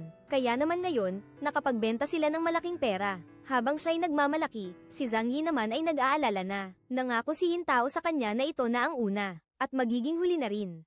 Pagkasabi pa lang ni Yintao, ay dumating na ang mga kaibigan niya. At sinabihang makipag-cooperate siya sa kanila sa pagbebenta bukas. Dahil magkakaibigan sila at 5 oras na silang naglalaro, pumayag na rin siya. Maingat siyang pumasok sa loob ng kwarto at nangako sa kanya na ito na ang panghuli. Di nagtagal, sunod-sunod na binuksan ni Zhang Yi ang 3 tindahan ng sabay-sabay. Ang renta lang ng lupa kada taon ay mahigit 8,000 na. Sa araw ng pagbubukas, sinabi ni Zhang Yi sa lahat, ang bibili lang ng isang gripo ay bibigyan ng libreng hose na XO. Bago ang araw na iyon, si Zhang Yi ay naglakbay sa iba't ibang lugar para bilhin ang lahat ng natitirang paninda sa bodega ng mga kalapit na pabrika. Tingnan mo lang ang kalidad. Malalaman mo agad na ang hose na ito ay mas maganda kaysa sa gripo ng ilang ulit. Tapos libreng ibinigay iyon ni Zhang Yi. Di nagtagal, bahay-bahay, tao-tao, pati ang AI ay may hawak na isang manipis na tubo. Ngunit hindi nila alam kung ano ang gagawin dito. At ang bagay na mas nakakalito pa sa kanila, ay ang bagay na ibinigay mo hindi pa katagalan. Mayroong anunsyo ng pagbawi noon, libreng ibinigay. Ngayon, binibili na ito ng 5 sentimo kada isa, kaya naman nagsisiksikan ang mga tao sa harap ng tindahan. Nang mga oras na iyon, sinabi ni Yintao sa kanila, malapit nang ilabas ng tindahan ng bagong produkto, at kailangan nito ng manipis na tubo. Kaya lang magagamit. Nang marinig nila iyon, nagsimulang ma-curious ang lahat. Ano kaya ang kailangan gamitin sa mga cable? Na iyon, kaya agad na kinuha ni Zhang Yi ang hose. At ipinakita sa lahat, isinaksak niya ang isang dulo sa shower head, at ang isa naman sa water heater. Lahat ng tao sa paligid ay namamangha. Ganito pala kamaganda ang modernong teknolohiya, hindi pa nila ito nakikita noon. Para mapalakas ang benta, sinabi ni Zhang Yi sa kanila, kapag bumili sila ng water heater gamit ang hose na ibibigay niya, may 20% discount, pero limitado lang po ito sa 100 piraso. Kaya nagsipag-unahan ang mga tao, at ang mga huli ay wala nang makuha. Gusto ko rin sana bumili ng isa noon. Unti-unting umunlad ang negosyo ni Zhang Yi. Mula sa pagbebenta ng tingi, nagsimula na silang magbenta ng pakewan. Napakarami ng mga pre-order, at napakarami na rin ng mga produkto sa imbakan. Pero nagkaroon ng problema sa pagpapadala, kaya kinailangan pumunta mismo ni Zhang Yi, para makipag-usap sa kumpanyang maghahatid. Ang manager ay mahirap kausap, at may hinihinging suhol pa. Narinig ni Zhang Yi na sinabi na ito na masyadong abala siya na ito ang mga nakaraang araw. Wala man lang siyang maiinom na tsaa. Agad na naunawaan ni Zhang Yi, kaya agad na yumuko si Zhang Yi at humingi ng pahintulot. Pagkatapos ay mabilis siyang bumili ng isang kahon ng masarap na tsaa. Bigla namang dumaan si Cheng Shi doon. Nang makita ang tsaa sa kamay ni Zhang Yi, si Cheng Shi ay nahulaan na ang Reg Along ito ay para sa station master ng istasyon ng pagpapadala. Kaya sinabi niya kay Zhang Yi, mayroon tayong mas masarap na tsaa rito. Kapag magbibigay ka na ng regalo, dapat maganda ang kalidad. Pagkatapos ay ipinauwi siya sa komite para kunin ang gamit. Maya-maya lang, ang sekretarya ni Cheng Shi ay tumakbo palabas dala ang bag ng tsaa para ibigay sa kanya, at pinagbilinan pa ako na mag-ingat. Sinabihan niya ako na hindi ko na kailangang buksan at suriin pa iyon. Pagbalik niya sa opisina ng hepe, ipinakita niya ang bag ng tsaa sa kanya. Nang makita ng hepe ang mamahaling tsaa, ngumiti siya ng pagkalapad-lapad. Pero pagkabukas pa lang ng takip ng kahon, nawala na ang ngiti niya. Dahil ang nasa loob ay hindi tsaa, kundi isang sira-sirang sapatos. Tinapon ng hepe ang kahon ng tsaa at pinalayas ako. Pagkababa pa lang ng kahon ng tsaa, bumukas na ang pinto, at ang taong iyon ang mismong nagbigay noon sa kanya, ng sirang sapatos na ito, nang malaman niya kung sino ang nasa harapan niya, ang bagong halal na pinuno ng Departamento ng Reforma. Agad na yumuko ang hepe ng istasyon. Sinabi niya rito, kahit itong sirang sapatos na ito ay hindi mo karapat-dapat matanggap, sapagkat ito ang patunay ng pagsisikap, at pagsusumikap ng maraming taon ng mga tao rito. Kaya naman, agad na inalis ni Cheng Shi sa pwesto ang lalaki. Pagkatapos, naglabas pa siya ng memorandum para subukang ibigay ang pinakamagandang kondisyon, para maging madali ang kalakalan para sa mga tao nang itaas ni Cheng Shi ang kanyang ulo. Isang matinding sakit ng tiyan ang biglang dumating. Sinabi niya kay Zhang Yi, medyo may problema lang ang tiyan ko nitong mga nakaraang araw. Huwag kang masyadong mag-alala. Sa loob ng ilang araw, kakaunti lang ang gagawin ko. Pupunta ako sa ibang bansa para magpatingin. Sa ngayon, maaari bang ikaw na muna ang mag-alaga sa anak ko, Zhang Yi? Kaya naman, agad na pumayag si Zhang Yi na sunduin ang anak ni Cheng Shi pauwi. Ang dalawang bata ay masayang naglalaro ng magkasama. Lalo pang nagustuhan ni Yin Tao ang batang babae habang pinagmamasdan niya ito, at nais pa nga niya na balang araw, kapag lumaki na ang bata, ay maging manugang na niya. Ngunit isang araw, nang naghahatid siya ng paninda, natuklasan niya na may kulang sa isang kahon, isang hairpin. At nang gabing iyon, nakita niya ang eksaktong kapareho nito, na nakasabit sa buhok ng bata. Agad niyang naunawaan ang lahat, lumalabas na ang anak niya, para mapasaya ang bata, ay nagnakaw ng gamit ng nanay niya at ibinigay dito. Nang malaman niya ang nangyari, hinailan niya ang anak niya sa kusina at sinapak, pero nang makaalis ang bata, ngumiti si Yin Tao. Mukhang napakasaya niya sa kanyang future daughter-in-law. Kinabukasan, habang nag-iinspeksyon si Yin Tao ng mga paninda, galit na dumating ang supplier noong nakaraang araw. Akala ni Yin Tao, kulang ang bawat item sa shipment noong nakaraang araw. Kaya naman pumunta ito rito para humingi ng kabayaran. Pero bigla siyang nagsabi na ang mga paninda rito ay maganda at maaasahan. Biglang dumating ang oportunidadong ito. Naparalisa rin siya dahil doon.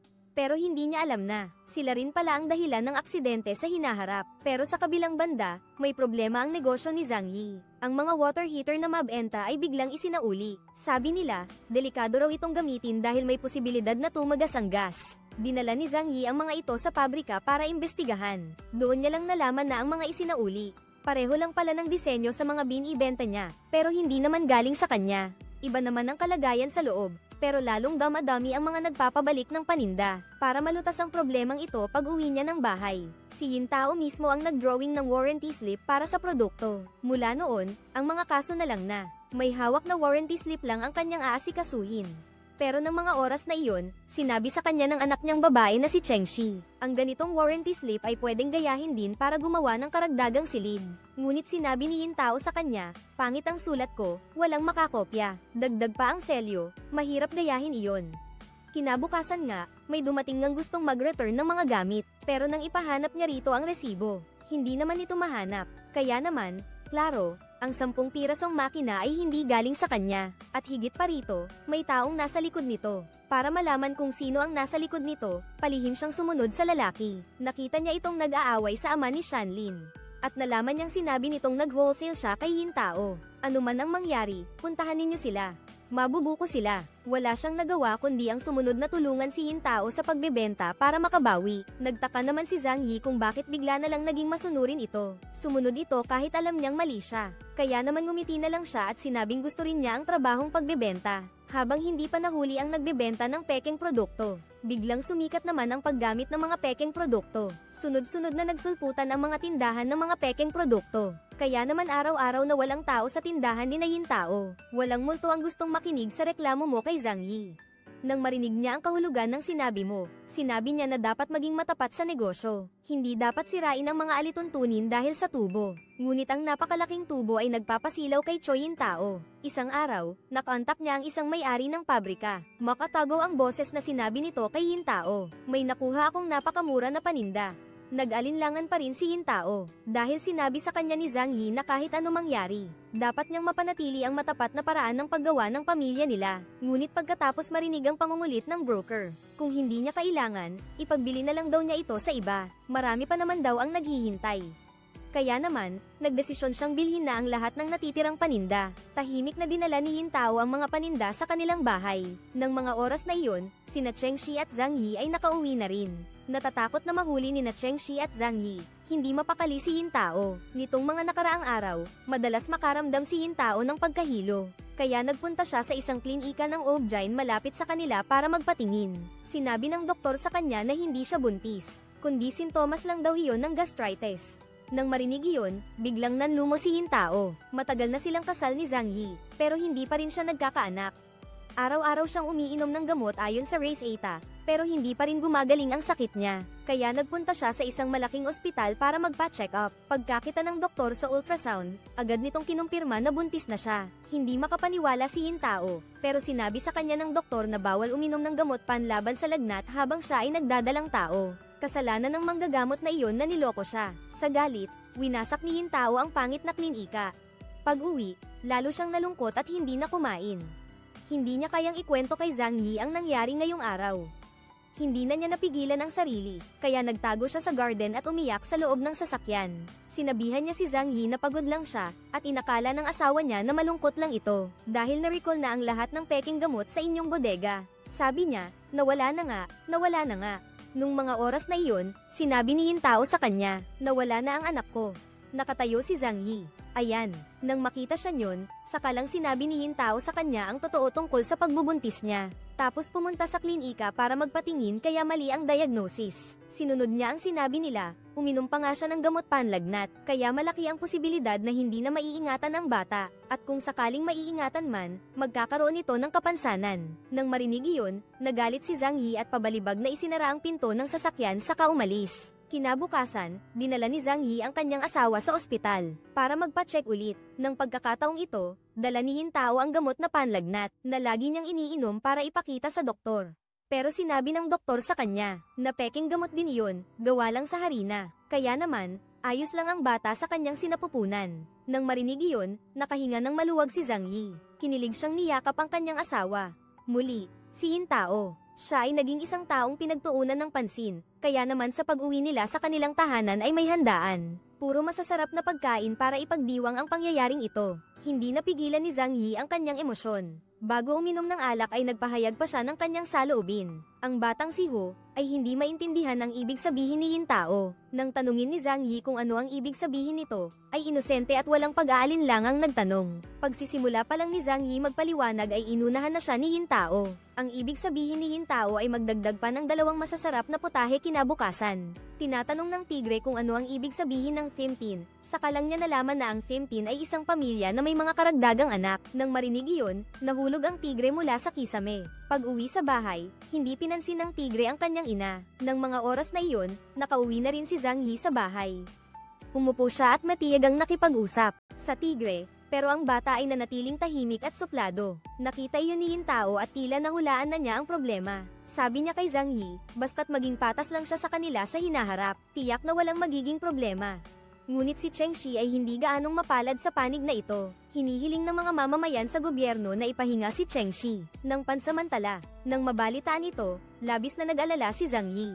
Alam niya na ang pakikipaglaban ni Cheng Shi laban sa pagbebenta at paggamit ng mga pekeng produkto ay para rin naman sa ikauunlad ng lugar na ito. Kaya naman tinawagan niya ang mga taong nagsasampa ng kaso kay Cheng Shi para kausapin at bigyan ng paliwanag. Pagkatapos maunawaan ang kabigatan ng issue, inamin na nila na niloko sila ng hepe ng istasyon ng pagpapadala. Basta pumirma na lang sila sa demanda, isasauli niya ang mga gamit sa kanila. Pagkarinig niya noon, agad na hinanap ni Zhang Yi ang lalaki. Nang malaman ng lalaki na may gagawin si Zhang Yi, agad siyang tumayo at tatawag na sana ng pulis. Pero sinabihan siya nito na huwag nang magpakita ng pagiging magnanakaw at tsismoso. Totoo nga ang sinasabi, ang may sala ay natatakot, kaya naman pumayag na siya kay Zhang Yi. At nangako na hindi na niya guguluhin pa si Cheng Shi. Ngunit ngayon naglabas si Zhang Yi ng isang liham, na may mga pirma ng lahat ng mga mangangalakal na kanyang nalinlang sa itaas ng alyansa. Mukhang ayaw niyang makipagkasundo. Kinabukasan, nagtungo sina Zhang Yi at ang kanyang asawa sa mga lider ng mga nagtitinda ng pekeng paninda. Pagkababa pa lang ng sasakyan ay diretso na silang nagsalita tungkol sa pakikipagtulungan para sa isang malaking negosyo. Ang kanilang ilalagay na puhunan ay nasa 1 milyon. Ang leader ay isang taong may karanasan na, kaya hindi siya kaagad naniwala. Mabuti na lang at magkasundo ang mag-asawa, kaya umalis sila at nagtagumpay sa panloloko sa kanya. Kaya dinala sila ng lalaking iyon sa isang walang taong hanay ng mga bahay. At may isang tao pala sa loob noon na, masigasig na gumagawa ng mga pekeng produkto. May tiwala niyang sinabi sa mag-asawang Zhang Yi na may uso sa merkado, na kaya rin nilang gayahin. Binigyan siya ni Zhang Yi ng isang hairpin, at sinabing gusto nilang makatanggap ng 50,000 piraso sa loob ng 3 araw. Sinabi nitong madali lang iyon, pero kailangan nilang magbayad muna ng 10,000 deposito. Agad na nagpahayag si Yintao na gusto niyang gumawa muna ito ng ilan para masuri ang kalidad. Iyan lang ang produkto kaya niya lang natitiyak na mapagkakatiwalaan niya ang transaksyong ito sa lalaking iyon. Nang mga oras na iyon, sinabi ng mastermind sa kanila na ang proseso ng produksyon niya ay nangangailangan ng mataas na seguridad. Hindi niya maaaring hayaang mapanood siya ng iba. Hindi pa siya nahuhuling lubusan. Muli, nagsabuatan sina Zhang Yi at Yintao para gumawa ng isa pang plano. Isang ibang plano para maipasok siya sa sasakyan at mapataas ang kredibilidad. Kumuha pa siya ng isang supot ng pera para ipakita sa kanya. Sinabi ni Yintao sa kanya na kailangan lang sumakay sa sasakyan. Pagkatapos, ang perang iyon ay magiging kanya na. Nang makita ng mastermind ang pera, naningkit ang mga mata niya na parang headlight ng sasakyan. Ayaw niyang palampasin ang negosyong ito kaya't isinama niya ang mga kasamahan niya at sumakay sa truck. Nasa loob sila ng truck at masigasig na nagtatrabaho. Kahit saan gusto ni Zhang Yi pumunta, basta magmaneho lang siya. Pagkatapos ng ilang ikot, dinala ni Zhang Yi ang truck diretso sa tanggapan ng kalakalan. Nang mabuksan ang likod ng truck, nakapalibot na ang mga pulis. Sa araw ng pagkasira ng mga pekeng produkto, napakaraming negosyante at mga nagtitingi ang nagtipon-tipon. Sumakay din ng sasakyan si Cheng Shi papunta roon, at ainalalayan siya ni Zhang Yi paakyat ng entablado. Sinabi niya sa lahat na ang tanging paraan lang ay ang pagsira sa lahat ng mga pekeng produkto. Ang kinabukasan ng lugar na ito ay magiging maliwanag pa. Sa huli, nakita niya ang isang taong yumuko at humingi ng tawad sa lahat. Pagkatapos ay bumaba siya sa entablado ng walang pag-aalinlangan at inihagis ang sulo upang sunugin ito. Ang mga pekeng bundok ay nakumpiska na, at ang mga taong naroroon. Sa oras na ito ay walang ibang tatutol pa. Dahil alam nila na ang apoy na ito ang magbibigay liwanag sa kinabukasan ng lupang ito. Pagdating niya sa harap ng kanilang bahay, nakita ni Zhang Yi ang isang grupo ng mga taong nakatayo roon at kumakatok sa kanilang pinto. Lumalabas na kinuha ni Zhang Yi ang mga paninda, pero hindi pa rin niya sila nababayaran kaya naman araw-gabi siyang pinaghahanap ng mga nagpapautang. Dagdag pa ang pananagutan niya sa mga pekeng produkto noon. Lalong lumalala ang sitwasyon ni Zhang Yi. Kaya naman isinakay niya na lang sina Yintao at ang anak nito sa kanyang lumang truck at naglakbay sila. Pero hindi naman iyon solusyon sa problema. Kaya naman nagdesisyon si Zhang Yi na bayaran ang lahat ng kanyang utang. Hindi na siya magtatago. Maghihiwalay sila ng asawa niya para makapag-collect ng utang sa iba't ibang lugar. Pero hindi naman ganoon kadali ang lahat. Tanong ko sa AI, sabi rin nilang wala silang pera ngayon. Nang humingi ng tulong kay Zhang Yi ang dati niyang kasosyo sa negosyo, biglang may isang customer na dumalaw kay Zhang Yi at ipinakilala ang mga detalye sa kanya. Ang bentahe ng ganitong uri ng makinarya, pero inakala ng may-ari ng tindahan na gusto niyang suruan ang kanyang negosyo kaya dali-daling pumunta para pigilan siya. Pero noon, ang customer ay naging masaya. Sa masigasig na serbisyo ni Zhang Yi, agad na nagbayad para sa 50 water heater. Labis na natuwa ang may-ari ng tindahan at binigyan si Zhang Yi ng 10,000 tubo. Dito sa gilid para makuha ang utang, si Yintao, buntis na buntis, umupo sa harap ng opisina ng may-ari ng kumpanya. Naghihintay hanggang dumating ang asawa nito, at gumamit ng mga salitang maaaring magdulot ng maling akala. Iniinis ito, akala ay may ginagawang kalokohan ng asawa nito sa labas. Agad itong sumugod at nag-away sila. Pero kahit ganun, ayaw pa rin itong bayaran si Yintao. Kaya naman sinundan ulit ni Yintao ang lalaki hanggang sa meeting nito. Nakita niya ang babaeng nakasunod sa kanila. Nagsimula na ring tumingin sa kanya ang mga taong iyon ng may pagdududa. Hindi na niya nakayanan kaya bumalik siya sa opisina at kumuha ng 20,000 para ibigay sa kanya. Ang natitirang 50,000 ay ibibigay na lang niya sa susunod. Nang makuha ang pera, inihagis ni Yintao ang sweater na sinulid niya buong araw sa lalaki, at umalis na. Iniwan nila si Eho sa bahay para alagaan ni Yuli habang sila'y namumutang. Sinabi ni Yuli sa kanya na si Eho ay nasa bahay at naglalaro kasama ang ama niya. Ngunit pagkadating pa lang nila sa pinto ay narinig na nila ang boses ni Eho. Lumalabas na tinuturuan pala ng ama ni Yuli ang anak niyang lalaki na bumasa ng mga tula para sa mga bata. Dahil sa pakikipagpalit ng balahibo ng manok para sa candy, unti-unting nagbago ang pananaw niya sa kanya. Malapit na ang bagong taon, at lalong damadami ang mga taong namumutang. Ang perang nakukuha nila ay hindi sapat para mabayaran sila. Kaya naman, hinanap ni Zhang Yi ang kanyang pinakamalaking may utang. Nag-abang siya ng sasakyan sa harap ng isang 5 bituing restaurant. Nang akmang mag-iimbita na ng mga kaibigan para kumain ng kalbo, bigla siyang bumaba at hinayla ang lalaki. Ngunit sinabi ng lalaki na hindi niya inaanyayahan ang mga kliyente para kumain. Kaya naman, pinalayas siya at hindi na nila pinirmahan ang kontrata. Nanggigigil ang tigre sa sasakyan nang makita niya iyon. Pagdating ni Zhang Yi, wala na ang bata. Palihim na sinundan pala ng tigre ang kalbo. Pumasok siya sa restaurant habang nagyayabang.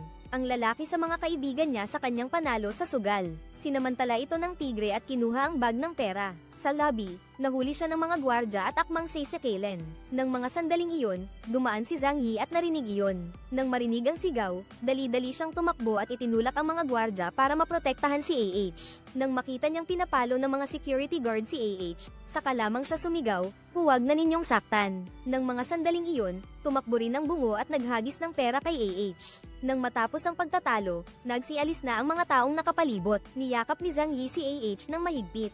Noong mga oras na iyon, para sa kanya, hindi na mahalaga ang pera o ang pagmamalaki. Ang pagtawag ni AH sa kanyang ama ang siyang nagpabilis ng tibok ng kanyang puso. Isang araw, nagdala si Zhang Yi ng bisikleta at nagplanong. Diretso sana siya papunta sa expressway pero napigilan siya ng mga gwardya. Kaya naman nagbisikleta na lang siya pauwi. Bigla na lang kasing nawala si Yintao. Lumalabas na. Ilang araw na ang nakakaraan, pumunta si Yintao sa ospital para sa kanyang regular check-up. Tapos bigla niyang nakita ang kanyang ate na nakaupo sa tapat niya. May kinuhang isang bagay na kakaiba. Lumapit si Yintao para tingnan. Lumalabas na diaper pala iyon para sa sanggol. Sabi pa ng ate niya, sa Hong Kong lang daw iyon mabibili. At mahirap pa daw maghanap. Bumili na lang siya ng isa. Dalhin mo ito sa asawa mo para makita niya. Kumuha siya ng isang basong tubig at ibinuhos sa ibabaw. At pagkaraan lang ng ilang segundo, tuyo na ito. Nakita niyang ito ay isang produkto na may potensyal na umunlad. Nang may pagmamadali, sinabi niya kay Zhang Yi na kailangan nilang makuha ang produktong ito. Determinado siyang makuha ito, pero ayaw nang makipagsapalaran ni Zhang Yi. Kakatapos lang niyang mabayaran ang utang, at unti-unti na lang silang bumabangon. Pinakamainam na mag-focus muna sa industriya ng metal. Paulit-ulit na sinasabi pero hindi naman nakikinig si Zhang Yi.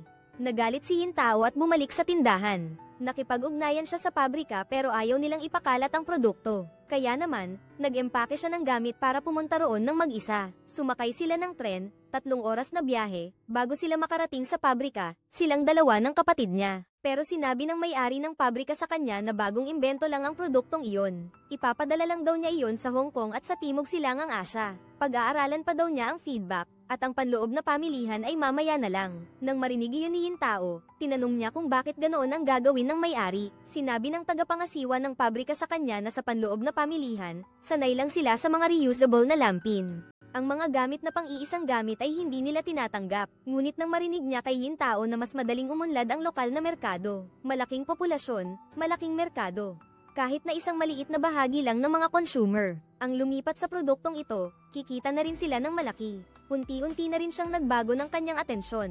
Ginamit din ni Yintao ang pagkakataong ito para makuha ang buong lokal na merkado. Ngunit sinabi ni Yintao na kulang pa ang kanyang kapital. Nang marinig iyon, umalis na siya. Dali-daling hinabol siya ni Yintao para suyuin. Nalalaman lang niya na siya ang may-ari ng Kimki Enjienchu.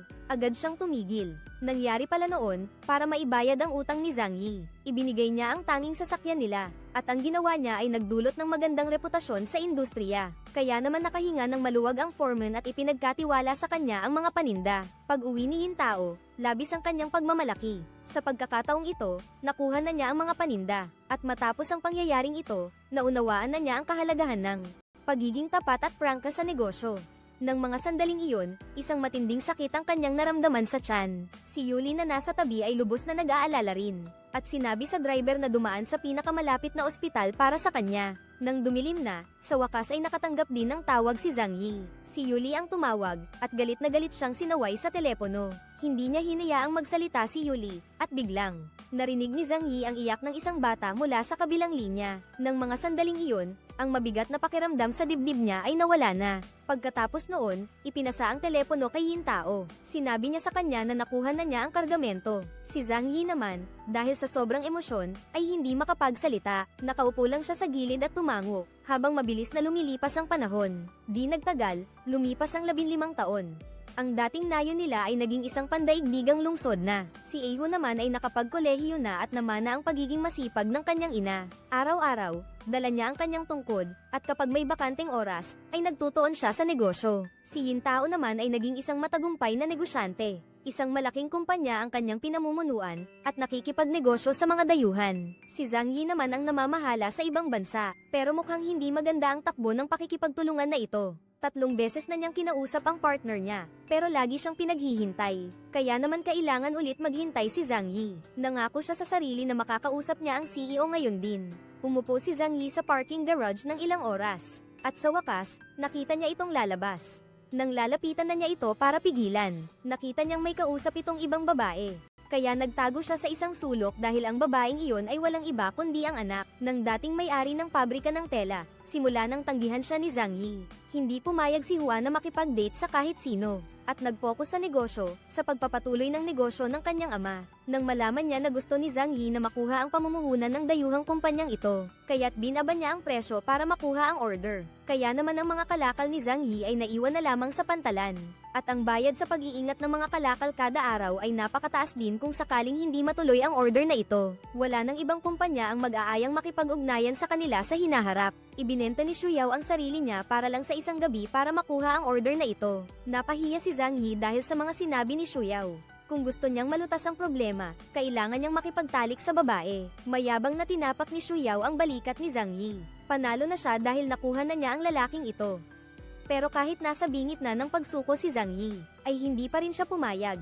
Tinulak niya si Shuyao at umalis. Pag-uwi ni Zhang Yi, humanap siya ng grupo ng mga abogado para humanap ng paraan para harapin ito. Sinabi ng mga abogado kay Zhang Yi, ayon sa mga probisyon ng kasunduan, kung si Fernand ay hindi tatanggap ng order na ito, magbabayad lamang sila ng 5,000 euro bilang penalty sa kontrata, at hindi na maaaring makipag-ayos para sa kabayaran ayon sa aktwal na gastos. Dahil para maabot ang pamantayan ng pag-export, binawasan na nila ang dami ng mga kalakal, para magtuon sa kalidad. Ang kasalukuyang pagkalugi ay napakalaki na. Hindi na nila kaya. Hindi sumagot si Yintao. Sabihan mo silang kumain muna bago lumabas. Nalaman sa tawag ni Zhang Yi na naunahan na sila ni Hua Xia.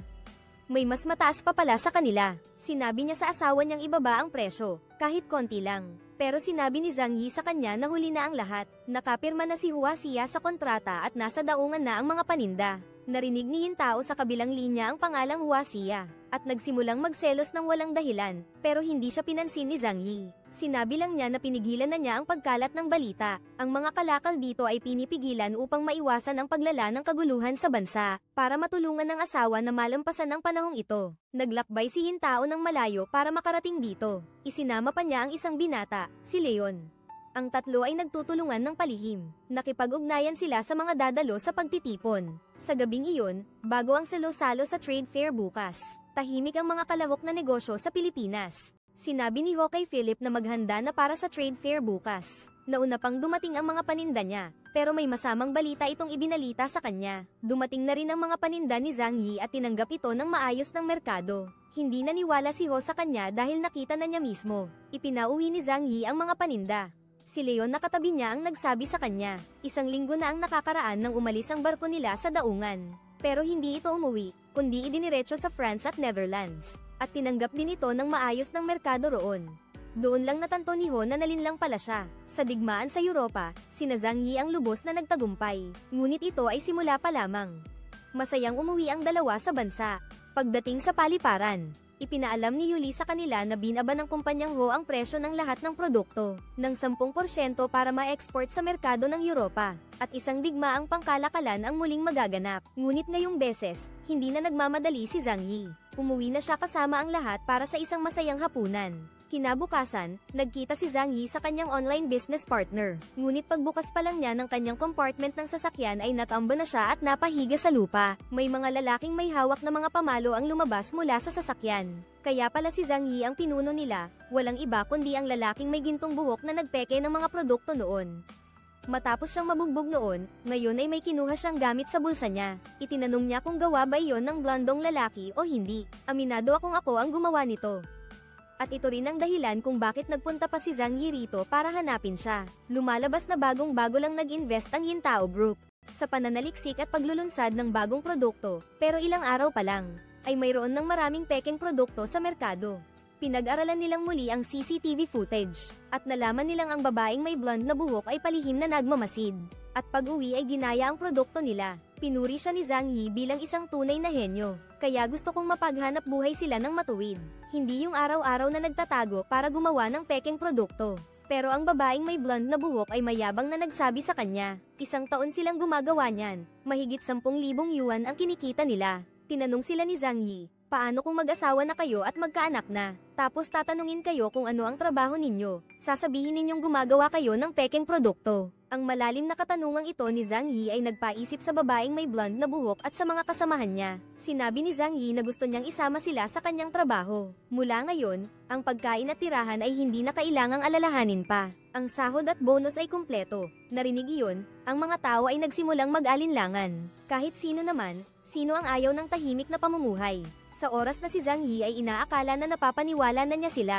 Ang blonde ay nagbago ng paksa. Sinabi, ang paghihiganti ay nabayaran na. Mula ngayon, hindi na tayo magkakaroon ng gulo. Wala na silang kinalaman sa isa't isa.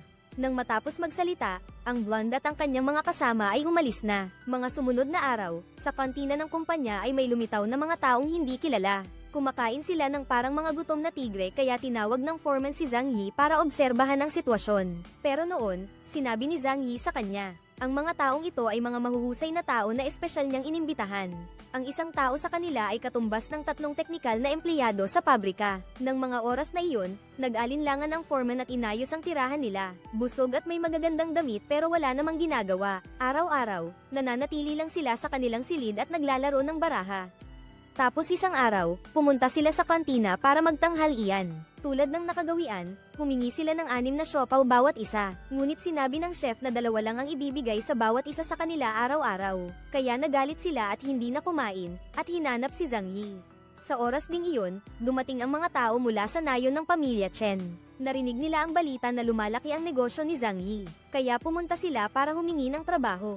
Ngunit mariing tumanggi si Yintao dahil sa negosyo. Ang pinakaayaw ay ang pagiging paborito, pero ang mga tao sa nayon ay naamoy na ang ginagawa ni Zhang Yi na pagpapakain sa mga gumagawa ng pekeng produkto. Kaya naman niya pinilit na humingi sila ng paliwanag. Narinig niya ang mga tao sa nayon na binabanggit ang pangalan niya. Nang may pagmamalabis, Ang lalaking may blonde na buhok ay sumugod para bigyan sila ng leksyon. Narinig ni Yintao ang ingay, kaya naman agad siyang pumunta at sinampal ang lalaking may blonde na buhok. Ang galit ni Yintao ay kinatakutan ng lahat ng naroon. Walang sino man ang naglakas loob na magsalita. Pagkatapos magalit, umalis si Yintao. Si Zhang Yi ay determinado pa ring mapasok ang merkado ng Europa. Kaya naman madalas siyang makipag-usap kay Leon sa telepono. Sinabi ni Leon sa kanya na kailangan niya ngayon ng isang tao na magbabalangkas ng mga detalye at susubaybay sa pag-unlad ng kumpanya. At ang taong ito ay napili na rin ni Leon noon pa. Ang anak na babae ni Cheng Shi, si Zhang Yi. Ikinwento niya ito sa asawa niya, pero hindi ito nagustuhan ng asawa niya dahil alam niyang matagal nang may lihim na pagtingin ng asawa sa dalaga. Kinagabihan, nagmakaawa si Leon kay Zhang Yi na huwag hayaang umalis ang anak ni Cheng Shi. Dahil natatakot siyang baka hindi na ito bumalik pa. Nakita ang paghihirap ng anak, nagalit si Zhang Yi at sinaway ito ng husto. Narinig ni Yintao ang pag-aaway ng mag-ama kaya dali-dali siyang pumasok para tignan. Pagkakita niya sa umiiyak na anak, agad niya itong niyakap. Naiinis ang asawa niya dahil pinagtatanggol siya ng kanyang asawa, kaya umalis siya. Ngunit nang sila na lang dalawa ang natira sa silid, tinulak ni Yintao ang anak niya at sinaway ito. Lalaki ka, pero umiiyak ka lang sa problema. Nang gabi ring iyon, matapos siyang kumalma, sinabi ni Zhang Yi sa asawa na pupunta siya sa Europa para tingnan ang sitwasyon bago magdesisyon kung papayagan ba niyang pumunta roon ang anak nilang, si Cheng Shi. Kaya naman, di nagtagal ay nakarating na si Zhang Yi sa bahay ni Philip. May dala siyang bulaklak. Pero sinabi niya sa iyo sa kompetisyon sa kalakalan.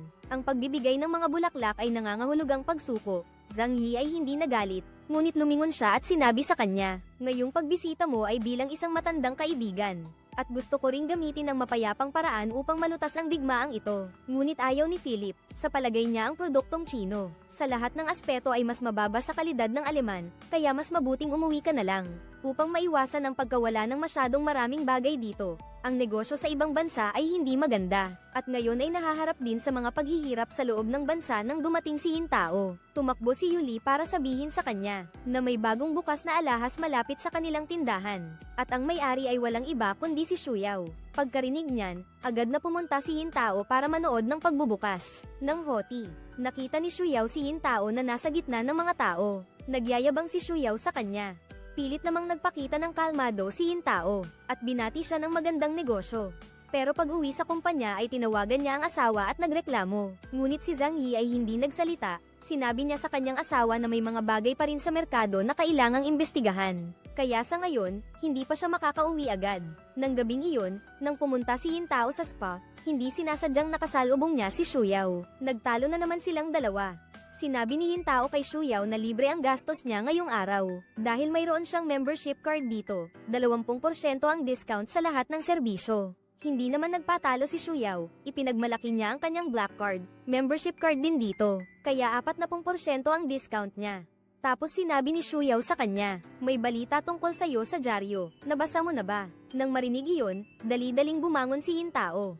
Nalaman niyang si Hua Xia pala ang may pakana para mapabagsak siya. Kaya naman hindi siya nag-atubiling gumamit ng anumang paraan para ilantad ang nakaraan niyang paghihirap sa pamilya. Pagkatapos makita ang balita online, labis na nagalit si Yintao. Tumakbo siya para tanungin si Hua Xia kung sino ang nagsabi ng mga bagay na ito.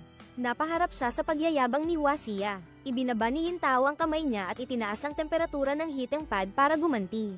Kinagabihan, dumating ang pulis para arestuhin siya dahil sa pananakit sa ibang tao. Nang dalhin ng pulis si Yintao sa silid ng ospital, nagsiksikan ng mga mamamahayag doon, pero si Yintao ay tahimik lang.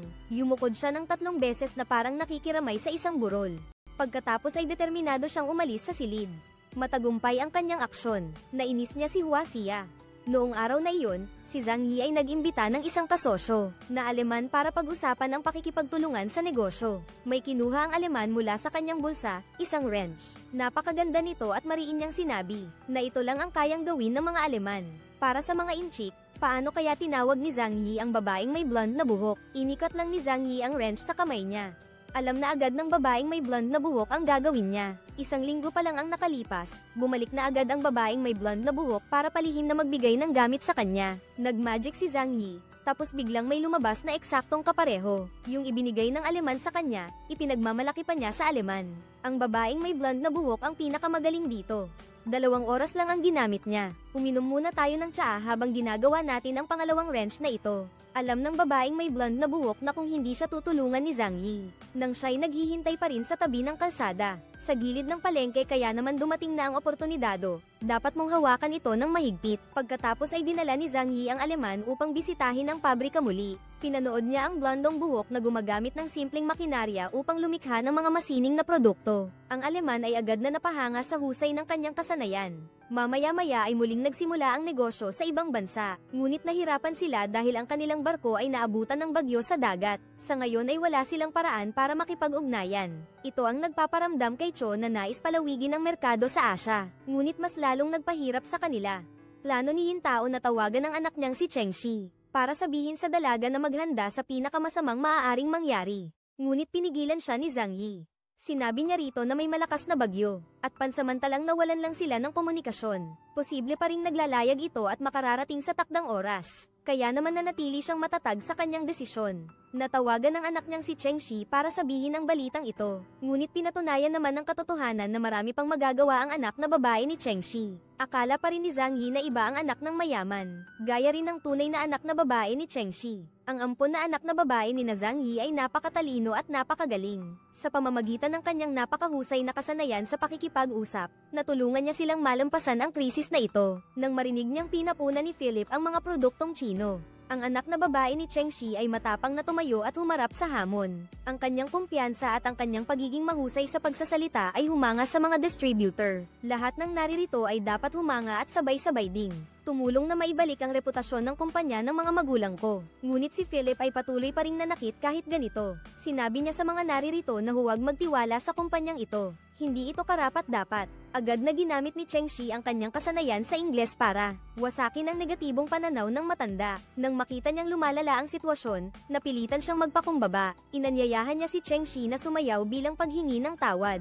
Para sa akin ay isang paraan ng pag-atres kinabukasan. Tumawag ang anak na babae ni Chengxi kay Yintao. Nagbabalita ng tagumpay, at ang kanilang bangka ay nakalampas na rin sa bagyo. Nakadaong ng ligtas. Pagkatapos ng ilang gabing hindi pagtulog, sila ay nakakapagpahinga na rin. Ngunit ang negosyo ay parang digmaan, hindi ka maaaring huminto sa gitna ng labanan para magpahinga. Ang merkado sa Europa noon ay madilim pa rin. Ang Hoshi Group ay muling naglunsad ng digmaan sa pagpapababa ng presyo. Nakita niya ang presyo sa merkado, hindi na nakaupo si Zhang Yi. Agad na tumawag kay Hosea, ngunit hindi niya alam na nasa baba si Ho ngayon, tahimik na pinagmamasdan ang liwanag na nagmumula sa opisina ni Zhang Yi. Pagkatapos ay inanyayahan siya ni Zhang Yi sa opisina para makausap. Alam niyang hindi na rin magtatagal si Ho, kaya naman sinabi na ni Zhang Yi ang kanyang ideya. Gusto niyang makipagtulungan ang dalawang kumpanya. Kung hindi, si Philip ang makikinabang ng husto sa sitwasyon. Naiintindihan naman ni Ho iyon, pero nabulag siya ng kanyang pagkagusto kay Zhang Yi. Hindi niya pinakinggan ang sinasabi ni Zhang Yi.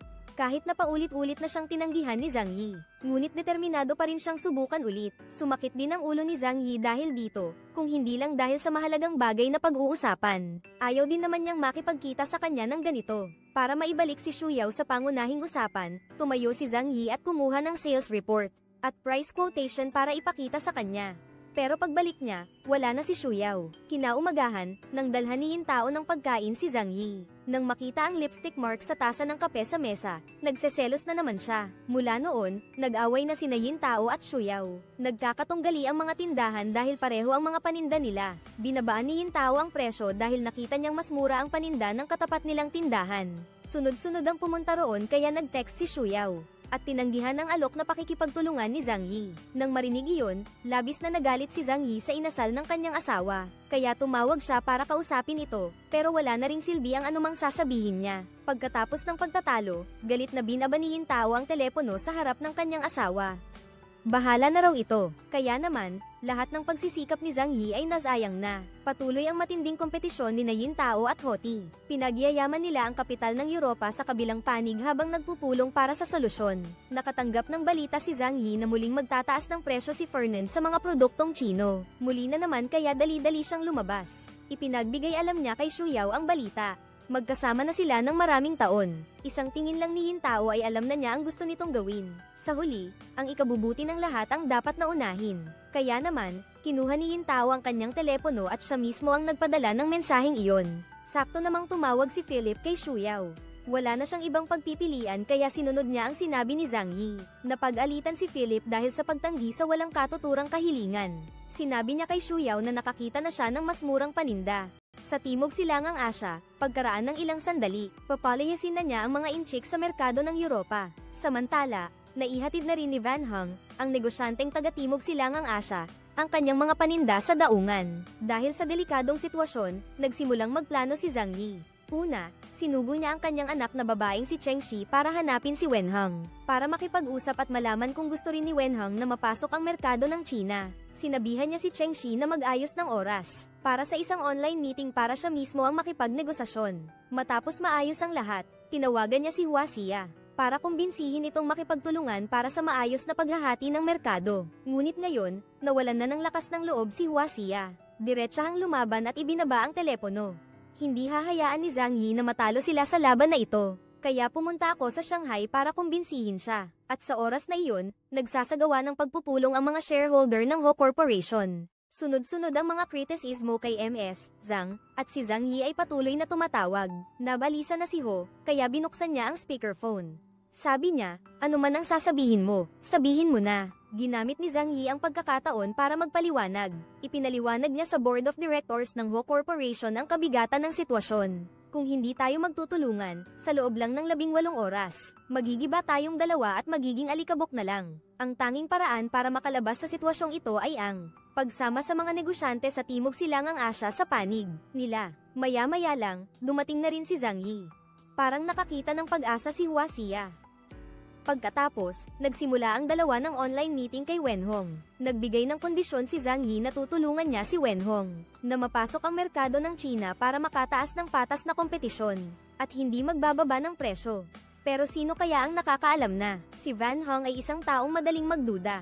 Hindi siya mapakilang ipagkatiwala ang kanyang mga paninda sa ibang tao. Muli na namang naipit ang sitwasyon. Ganito lang, wala namang masosolusyonan. Kaya naisip ni Zhang Yi ang isang paraan. Pinag-utos niya sa kanyang anak na babae na si Cheng Shi na magpa-deliver ng pagkain para habang kumakain sila ay makapag-usap din ng negosyo. Talagang epektibo ang paraang ito. Ang tensyon ay nawala na rin sa wakas. Nabawasan ang distansya sa pagitan ng dalawang panig. Samantala, si Yin Tao ay naghihintay din sa kumpanya at naghihintay ng utos ni Zhang Yi. Anumang oras na kailangan siya nito, maaari ko rin pong ibigay sa inyo ang mga dokumento. Kaya mas naging madali ang pag-convince kay Van Hung. Isang pana, 3 target, naligtas si Xu Yao sa mahirap na sitwasyon, at napabalik si Van Hung sa ating panig, Philip. Hindi na sila mahihirapan pa. Akala ni Zhang Yi, tapos na ang lahat. Sa puntong ito, pwede na siyang umuwi at magulat ng kanyang tagumpay sa asawa. Ngunit hindi inaasahan, niyaya siya ni Xu Yao na uminom sa kanilang bahay. Para bang may naamoy siyang kakaiba, dali-daling umalis si Zhang Yi. Bago umalis, bili niya kay Ho na bukas, dapat makuha ang kontrata. Sino ba naman ang mag-aakala na sasabihin nito? Kung lalabas siya roon, lahat ng pagod niya ay mawawala. Alam ni Zhang Yi ang gusto nito sa kanya, pero hindi niya ito maibibigay.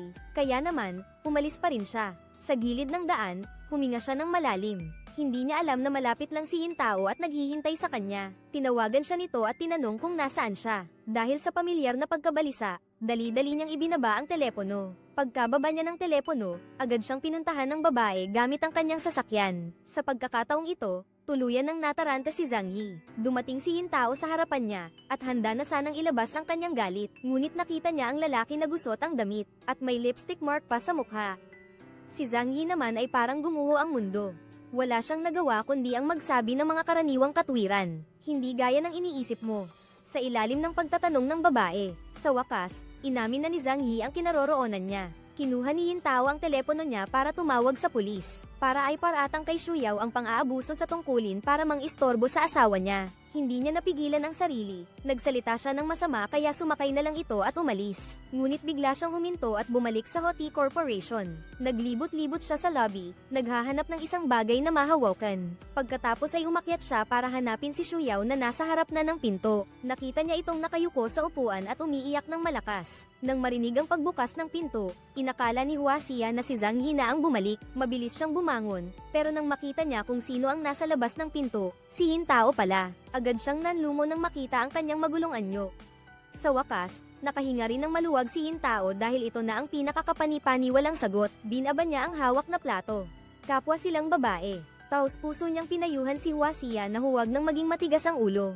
Kung magpapatuloy siya rin ang masasaktan sa huli. Kinabukasan, pinuntahan niya si Zhang Yi para imungkahi ang pansamantalang paghihiwalay. Para magkaroon ng sapat na panahon ang magkabilang panig para pag-isipan ang lahat. Noong panahong iyon, inilunsad ng Cho Group ang isang bagong produkto sa merkado ng Asya. Ngunit pagkatapos ng pagsusuri, natuklasan na mayroong labis na lead.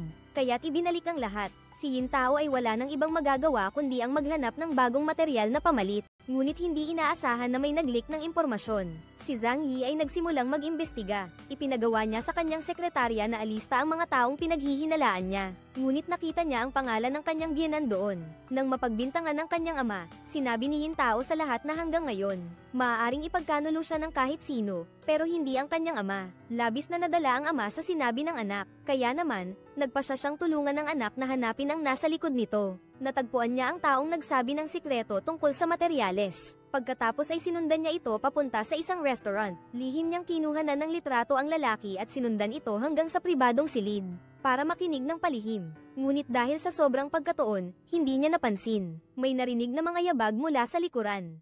May ingay sa labas. Nagpadala ng mga tao sa loob ng silid para habulin ang matandang lalaking pilay na tumakas palabas. Sa gitna ng kaguluhan, nabangga ni Lolo Pangalan ang isa pang katulong. Pagkatapos ay natumba siya sa hagdan. Kahit anong gawin niya ay hindi siya makatayo. Ngunit dahil sa anak na babae niya, pinilit pa rin niyang gumapang para makatayo. Gumapang siya sa daan, dala ang kanyang teleponong naubusan na ng baterya. Nais niyang humiram ng telepono sa mga taong nadadaanan niya, pero inakala siyang baliw ng lahat, kaya naman dali-dali siyang iniwasan. At sa mismong sandaling iyon, umatake na naman ang sakit niya sa puso. Dumidilim na ang paningin niya at bumagsak sa lupa. Pagkarinig ng balita, dali-daling tumakbo si Yin Tao papunta sa ospital. Nakatayo siya sa tabi ng malamig na bangkay ng kanyang ama. Umaagos ang kanyang mga luha. Isang araw, habang natutulog si Yin Tao sa kanyang kama, tumanggap siya ng tawag mula sa isang estranghero. Sinabi ng nasa kabilang linya na hawak na nila si Zhang Yi. Inutos nila na sa loob ng 48 oras ay makapagtipon siya ng 30 milyong NDT para mapalaya ito. Nang panahong iyon, mahirap nang makakuha ng mga materyales sa produksyon. Hindi dapat ipagsapalaran ng pera sa mga bagong proyekto. Ngunit noon, si Zhang Yi ay determinado nang makawala sa pagkagapos ng mga distributor at makamit ang kalayaan sa pandaigdigang merkado. Kaya't nais niyang magtayo ng sarili niyang bodega. Inaprubahan din ito ng mga shareholder. Ngunit sa panahong iyon, nagdesisyon si Yin Tao na bawiin ang kanyang mga shares. Paghihiwalayin ang malaking korporasyon sa dalawang magkaibang kumpanya. Di nagtagal, natapos na ang bodega sa ibang bansa. Binalita ni Zhang Yi ang unang miyembro ng alyansa upang bisitahin ito. Ipinakita ni Zhang Yi sa unang miyembro ng alyansa ang bodega. Hindi ko akalain na pinapasok niya ang mga gangster sa loob. Tahimik silang sumunod kay Boss Zhang Yi. Nang magising ka, nakakulong na silang dalawa sa isang silid. Sa maliit na selda, tumanggap siya ng tawag mula kay Yin Tao, pero hindi siya nagpanik. Kalmado niyang kinumpirma kung si Zhang Yi nga ba ang nasa kabilang linya. Pagkatapos ng tawag, agad siyang nagpunta sa vice-presidente para tanungin ang kalagayan ng kumpanya, pero sinabi nito sa kanya na, mula nang hatiin ang kumpanya, wala na ring ibang makuha pa si Zhang Yi bukod sa pabrika, lupa, makinarya, anumang mapapanghawakan, lahat ay kanyang inarendohan na. Wala nang ibang paraan si Yin Tao kundi ang ipagbili ang bahay. Ginamit ang pera para mailikas ang asawa, pero hindi niya akalain na pati pala ang bahay nila Zhang Yi ay itinago at inarendohan sa bangko. Wala nang atrasan. Isang taong mayabang na gaya ni Yin Tao, ngayon ay luluhod at mamamanhik sa iba para iligtas ang kanyang asawa. Ngunit isang napakalaking halaga iyon, paano niya kaya makakayanan mag-isa? Si Yin Tao ay nawawalan ng pag-asa at umiiyak sa pampang.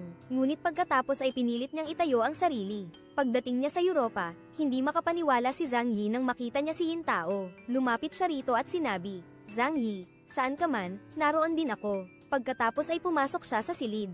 Habang papasok na sana si Zhang Yi, pinigilan siya ng isang gangster at sinabi sa kanya, si Yin Tao ang presidente. Ang presidente lang ang pwedeng kumuha ng pera. Doon lang napagtanto ni Zhang Yi na gustong isugal ng kanyang asawa ang kanyang buhay.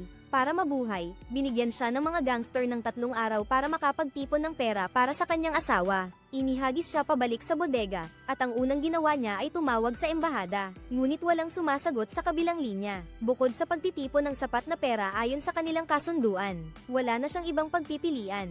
Ngunit sa oras na iyon, lahat ng kanyang ari-arian, ang mga bahay at lupa ni Zhang Yi ay nakaselyo na. Inihanda na rin ng kanyang ama-ama ang pagbebenta ng kanyang mga tindahan para matulungan si Zhang Yi. Ngunit ang perang ito ay parang isang maliit na butil ng asin lamang sa karagatan. Nung isang sandali, biglang naalala ni Zhang Yi si Van Hong. Nang salakayin ng mga gangster si Zhang Yi, nandoon din siya, pero ang pamilya niya ay isa sa mga pinakamayamang pamilya sa Timog Silangang Asya kaya wala namang kwenta ang perang yun para sa kanila. Kaya naman tumawag siya kay Van Hong at hiniling na bilhin nito ang bodega niya. At doon na lumabas ang tunay niyang pagkatao. Ngunit ang kanyang pagiging mapanghusga at masama ay nagsimula ng lumitaw. Habang nahihirapan ng iba, siya ay kalmado lang. Pagkababa niya ng telepono, agad siyang tumawag ulit sa mga gangster. Isiniwalat na matagal ng bangkarote ang pamilya ni Zhang Yi. Doon lang nalaman ng mastermind na niloko siya ng babaeng nasa harapan niya para parusahan ito. Binugbog niya ito ng husto.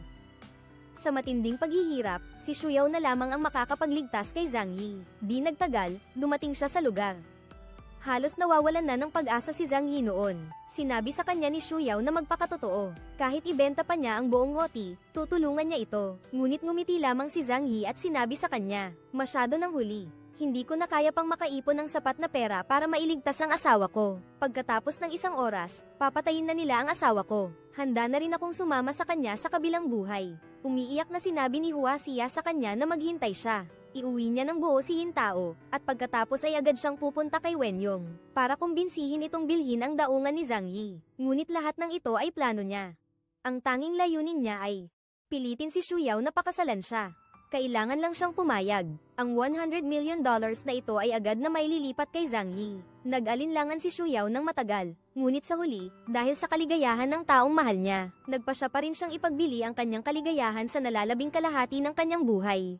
Kaya naman, sa wakas, nailigtas ni Zhang Yi si Yintao. Ngunit nalaman ng mga gangster na niloko sila ni Yintao noon. Kaya't pinangyari nilang maparalisa ang kanyang mga paa. Nakita nila ang lalim ng pagmamahalan ng mag-asawa. Sa wakas, tinanggap na ni Shuyao ang pagkawala ni Zhang Yi. Ngunit ang mga bagay na hindi naman sa iyo ay hindi magiging sa iyo. Pagkalipas ng 15 taon, matagumpay na nabili ni AH ang lahat ng 13 daungan. Nawalan siya ng kita noon dahil sa maikling pananaw sa negosyo. Kaya naman palaging nalulugi si Van Dong sa negosyo at napilitang ibenta ang mga daungan. At alam ba niya ang balitang ito? Agad na nagtipon ng pera si kuya para bilhin ang mga bagay na iyon. Pinaghirapan iyon ng tatay mo. Sa tulong ng kanyang mga magulang, sinimulan ni AH ang pagsasaliksik sa merkado sa Europa. Tapos ay nagsimula siyang mag-aral ng online business. Gumawa siya ng website para sa international market. Pagkatapos ng maraming pagsisikap, isang araw, biglang tumaas ang kanyang mga orders.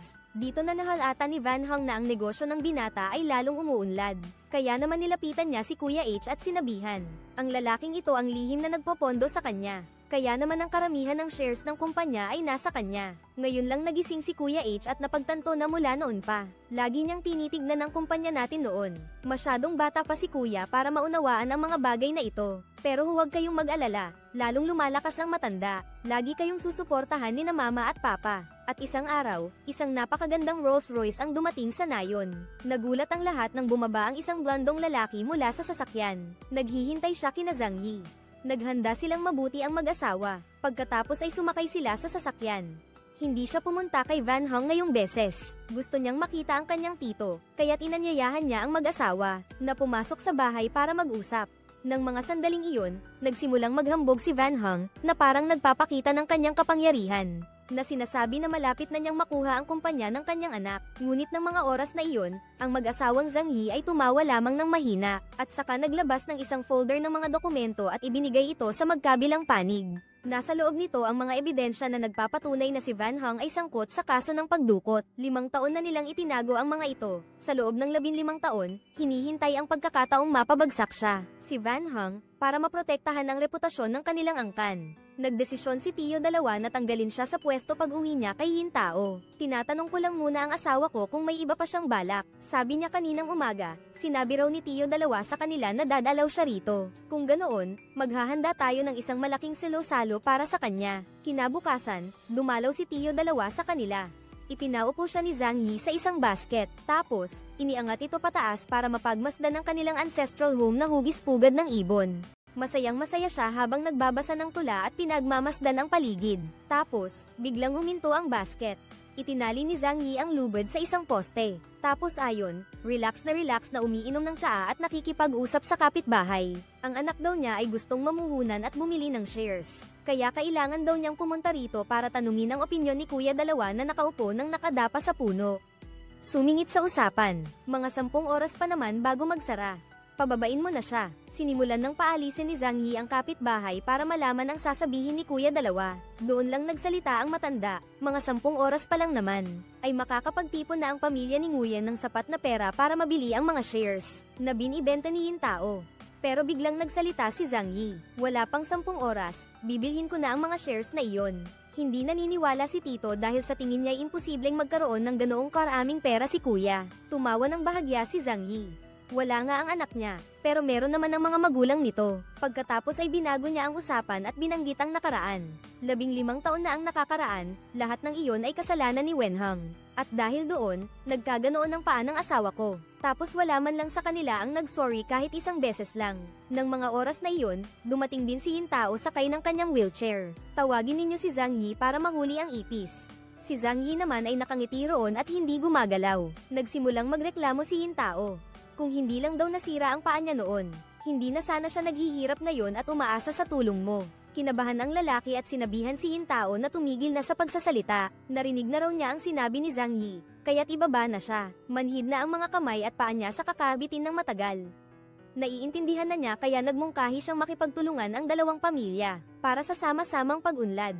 Pagkarinig niyon, masayang tumayo si Zhang Yi. Ibaba na ninyo si Tio dalawang gamit ang lubid matapos maayos ang alitan sa angkan. Pagkatapos noon, sina Zhang Yi at ang kanyang asawa ay bumalik sa kanilang simpleng buhay sa pagtatanim ng gulay at pag-aalaga ng isda.